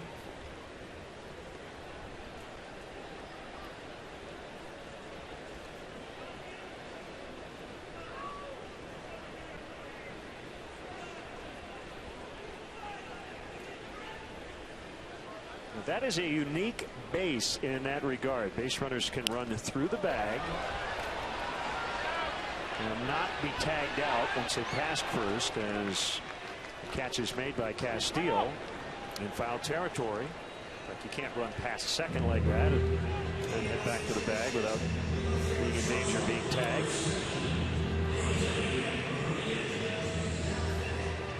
The first out of the inning.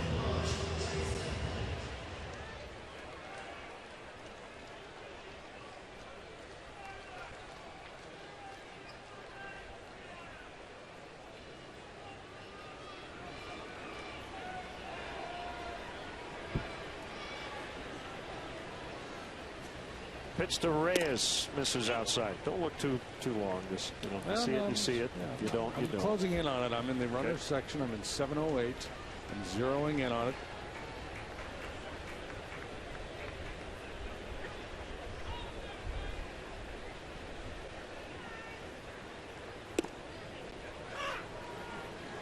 Now the question is, what constitutes an attempt towards second?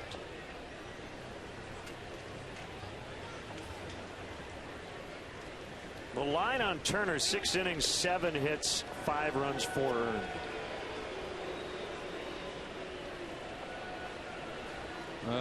Rule 708, paragraph J.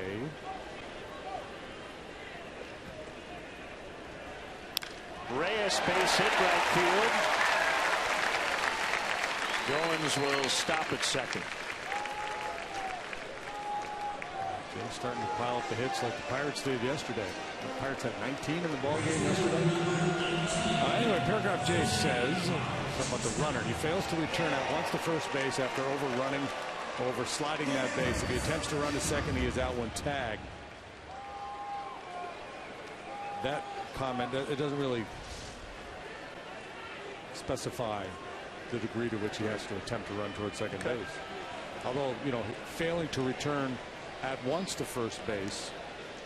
To me, the pause and the little stutter step should constitute an attempt at second. And I don't think, and Jerry Lane again, the way he looked into the Cub dugout was as if to say nobody saw it, as opposed to we saw it and we didn't think he was trying to make a move. We'll get to the bottom of it after the game. Yeah, and I think it's mostly a judgment call, even if they do see it, and it's just that umpire's interpretation. Big hit of the game, the 3-run homer by Bautista in the 5th. And that was a milestone home run. His 200th as a Blue Jay. He pops it up, foul ground. This one caught by Castillo. So Bautista is the 5th Toronto Blue Jay ever with 200 home runs in a Jays uniform. Can you name the first 4 to get to 200? George Bell. Yes, he's 4th on the list with 202.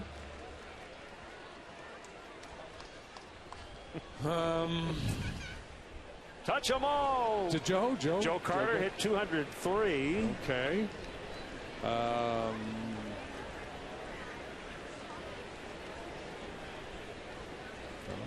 Lloyd Mosby didn't. No. Alomar didn't. Carlos Delgado did. Yeah, he's the all-time leader, 336. Vernon Wells, the other, 223. Those are your top 5 home run hitters in Blue Jays history. Delgado won. Delgado, Wells, Carter, Bell, Bautista. Bell hit 202 in 9 seasons. Delgado 336 in 12 years. Yeah, he's that other. We were talking about that lineup they had back in the day. Can't forget about Delgado.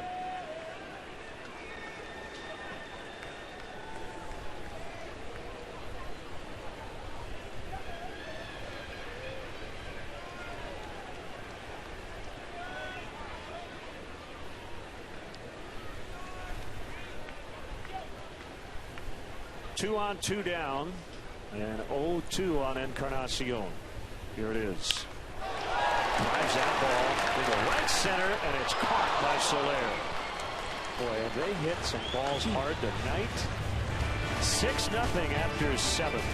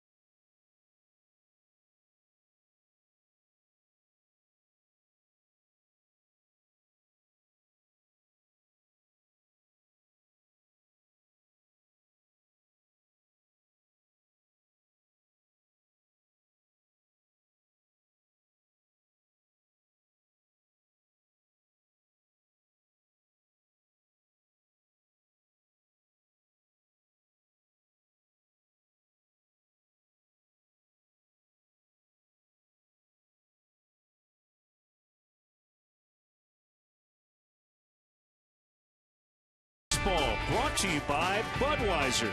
Great times are waiting. Grab some buds. Ford, manufacturers of America's best-selling brand.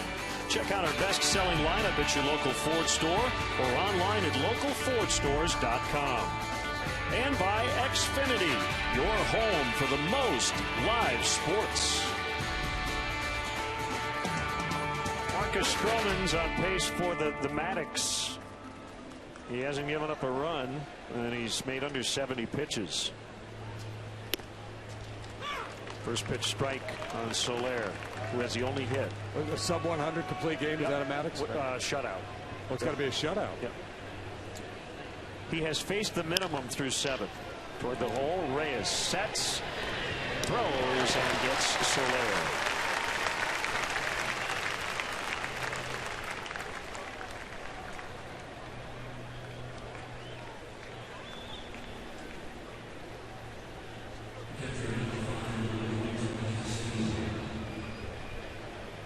Been many balls hit to the outfield against him. A lot of ground ball outs. 6 punch outs. It was, I believe, Jason Lukehart who created the Maddox in 2012. And it has caught on. He has career Maddox leaders. The all-time leader is Greg Maddux. 13 such performances. Complete game shutout, fewer than 100 pitches. 1 strike on Castillo, and he went. That's Jerry Lane. I don't know, Jerry. I'm not so sure I agree with that one. Well, could have been.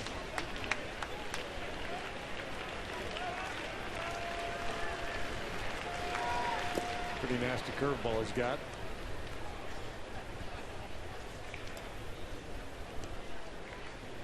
So, barring an unbelievable run here for the Blue Jays, they likely will finish out of the wild card. They still have a fighting chance. So, ultimately, it'll be a disappointing season here in Toronto. There are high expectations. Backhanded, Reyes. One of the better strong balls in that by the Cubs. But, you know, the future looks pretty good with these young arms. How many of the guys in the bullpen we'll get to see in this series? Sanchez, I keep hearing rave reviews about him. Last year was a huge disappointment, one of the biggest in baseball. They made that big deal with Miami. Payroll skyrocketed last season, and they went 74 and 88. So this is kind of a little bit closer to what I think people thought they were going to see last season. Probably feel like a little bit of a missed opportunity this year in that the Red Sox are down, and the Yankees are still in the hunt, but they're not a typical Yankee team. Broken bat, base hit to right for Olt. So Stroman will not have one of those 27 batter complete games, most likely, unless Olt gets picked off, which I can't imagine he would. Down 6. Little half swing, broken bat, but it ends well for Olt.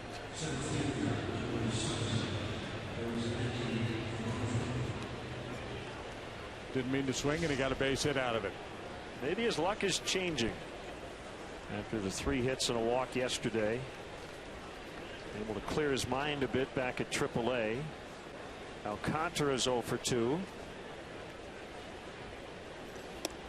And that's a strike.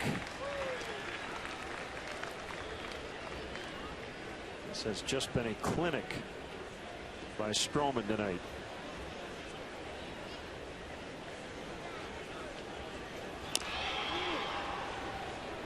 If you're wondering about the first hit, the Soler hit, it was as legit as it gets. He hit it really hard back up the middle into center.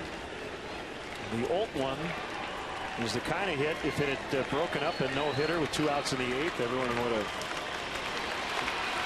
thought, oh no, here in Toronto.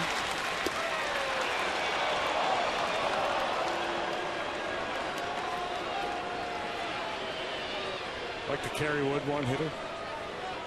Yeah.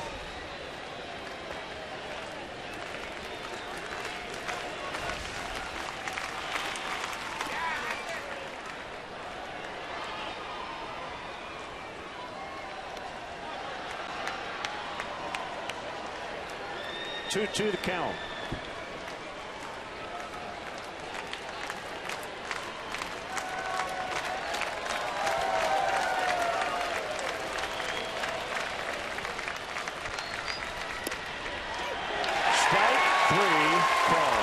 So he's retired 20 of his last 21 batters now.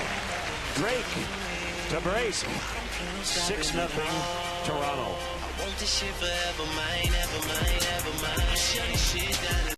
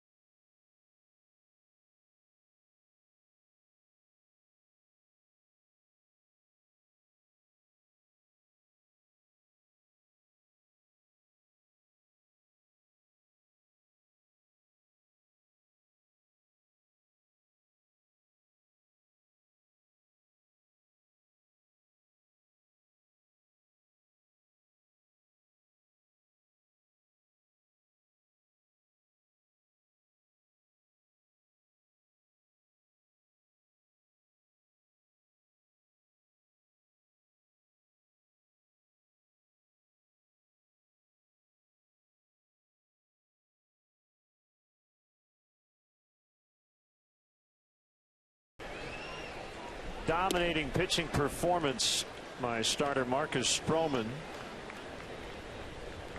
You know what else is interesting about this game? What is that? The Jays have exactly 9 hits. Every single guy in their lineup has 1. It has been a team effort. Nobody's hogging the ball, stealing the glory. Well, that guy's stealing the glory.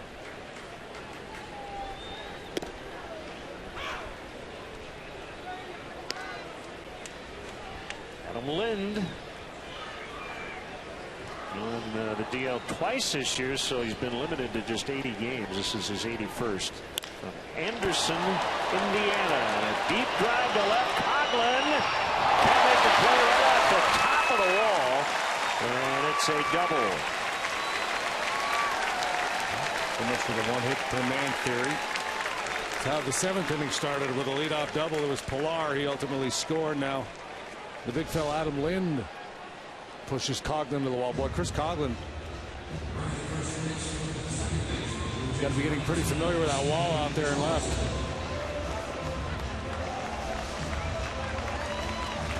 About 114 meters out there. Lind will be removed for a pinch runner. Steve Tollison.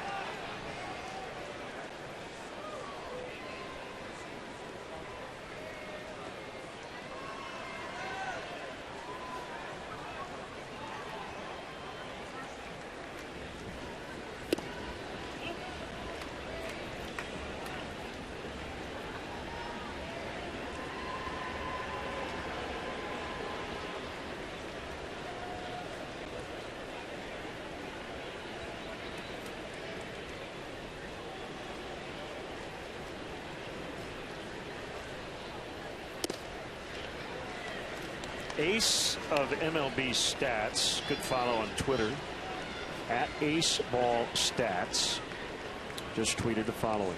Ready? Sandy Koufax over his best 68 game stretch. at a 1.76 ERA.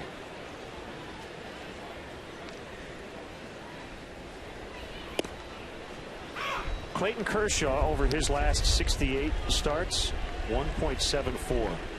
And what was Koufax? 1.76. Yeah. Over his best 68 game stretch in his entire career. In a tougher run scoring environment, too.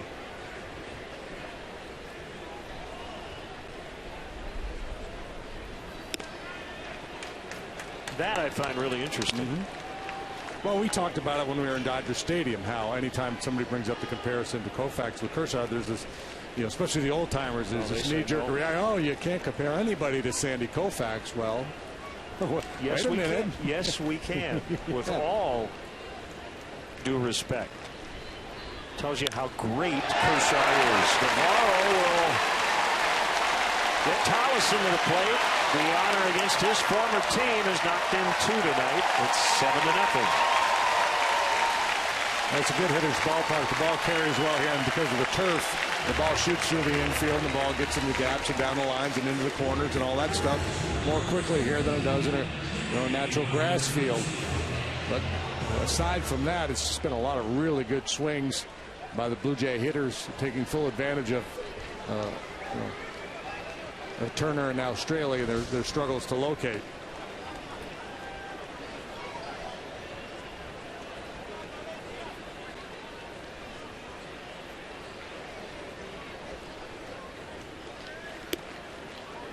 Curve strike on Valencia. I have to be careful how I say it. The guys who faced Koufax didn't have to face Kershaw. Right? So you could say, well, Koufax was the toughest guy I ever faced. Then that is probably 100% correct. Sure. But you can't then say, I don't care how great Clayton Kershaw is, he'll never be as good as Koufax. The great thing about our sport is that we can actually compare eras now really well. Valencia strikes out.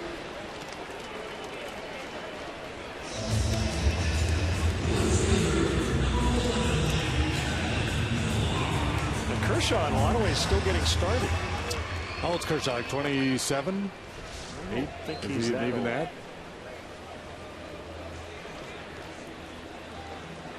See, and the other thing that with Koufax, 26.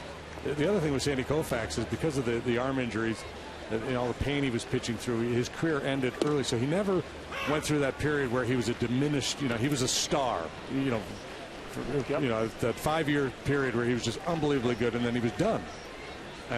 So it's kind of like that's all anybody remembers about Sandy Koufax. They don't remember the rising action. They don't remember the falling action because there wasn't any. Pilar takes one in the left center. And Navarro will race home.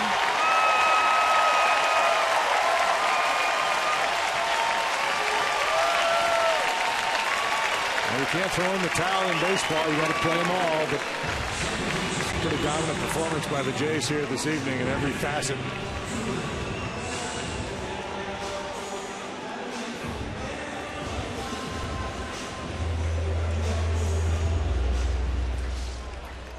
Well, what this huge lead has allowed John Gibbons to do is not only give Stroman a chance to complete it, but he's got a lot of wiggle room. He's only made 82 pitches.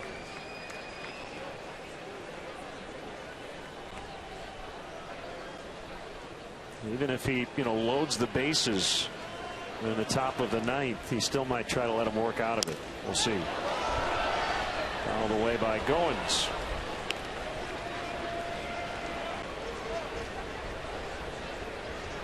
With a young arm this late in the season, you might be more apt to get him out early, but the way he's gone tonight, I don't know. Yeah.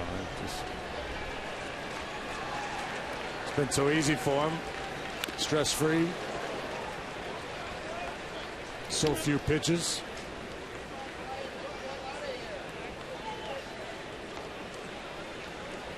He has averaged 3 misses per inning, 24 balls in 8 innings of work.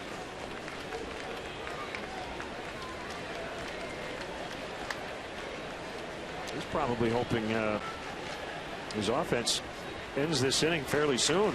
It's been a long half inning.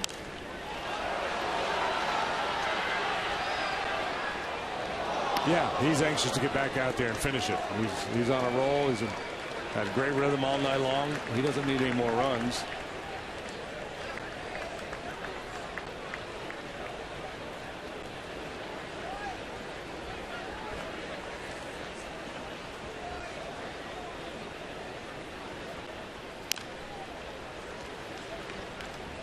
If this were roller derby, he'd be telling those guys to cut off the jam. It's good. Cut off the jam. Let me go. Is that the term? Yeah, that's when I think they put their hands on their hips like they're right. Okay. Cutting off the jam. Yeah. It's the end of the scoring cycle or whatever it is. Swing and a miss, strike 3. 2 away.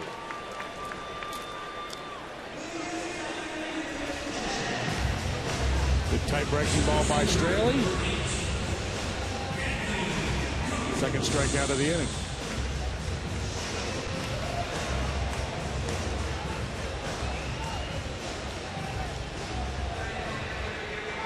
Well, the pitching change, it looks like, here in the 8th. Zach Rosscup coming on when we come back.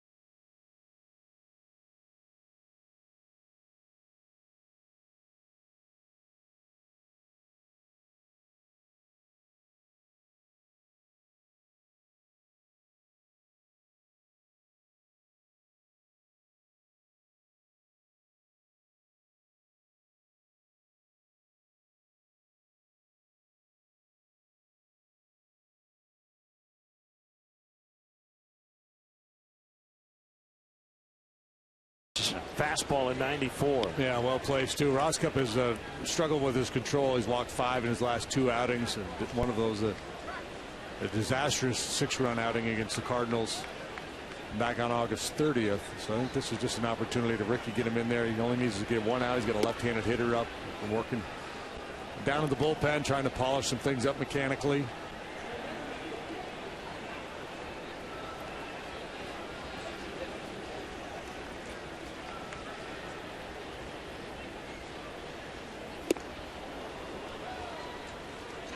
This is where you want to see him end it.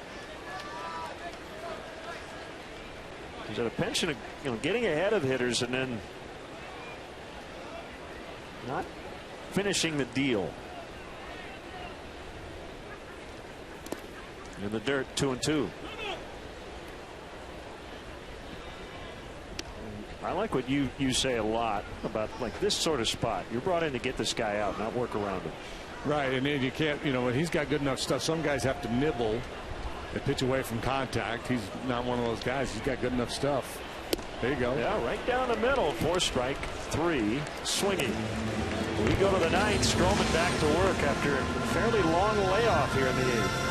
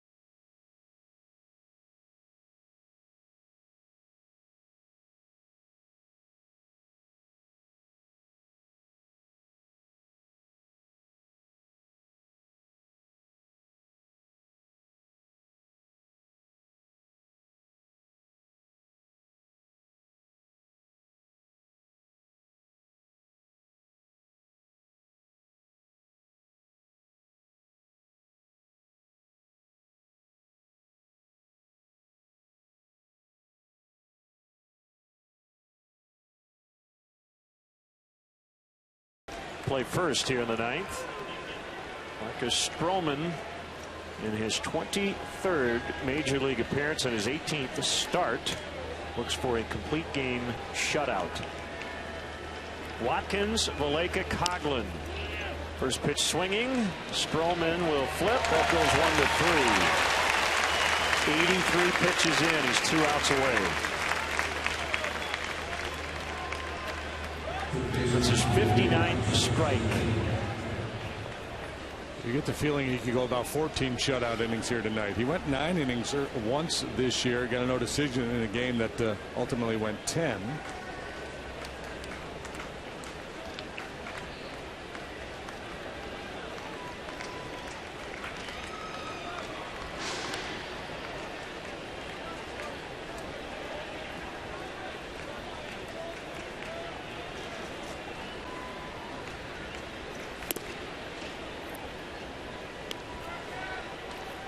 Very rare these days when you don't see anybody up in a bullpen for an entire night, and that has been the case here for the Blue Jays.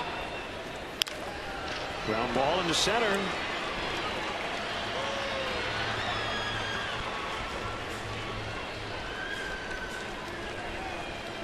He went 8 innings back on June 23rd in beating the Yankees and became the first Toronto rookie since Henderson Alvarez in 2011 to work 8+ innings. Not sure when the last rookie to throw a complete game was. Complete games are pretty rare these days. Coghlan 0 for 3. Cubs now with 3 hits. Soler, Holt, Valaika. Nobody has reached scoring position. Valencia plays behind the runner at first. Outside on Coghlan.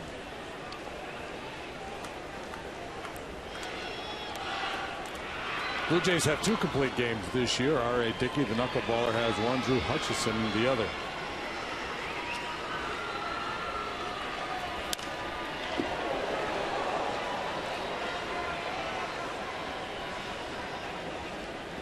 Very late swing there by Coghlan. Munenori Kawasaki there on the left. I don't know if we'll see him actually play in this series. Man, is he fun. He's come up with some big hits for the Blue Jays the last couple of years in some of his post-game interviews. Legendary.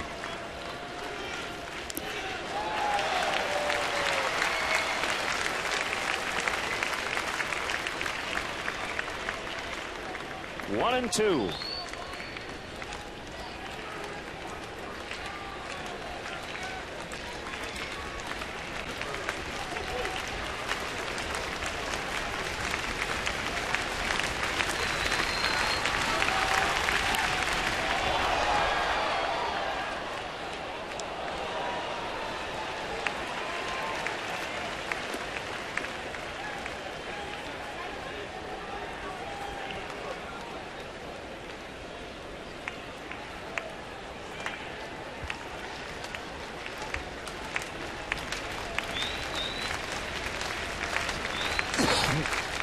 Swing and miss, strike three, 2 outs. 8 punch outs for Stroman. A lot of swings and misses at that breaking ball. Starts in the zone and breaks well down below the knees, but it's such tight spin, it's hard for the hitters to pick it up.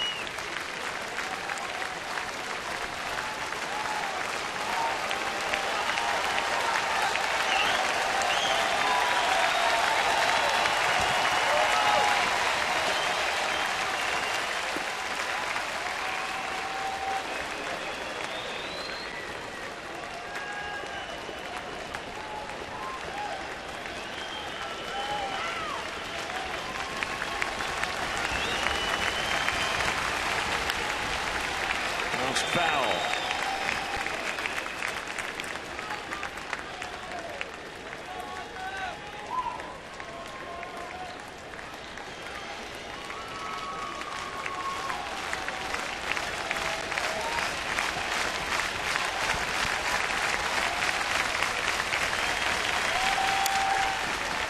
Well, pop up that's going to bounce. Oh, a right-handed play.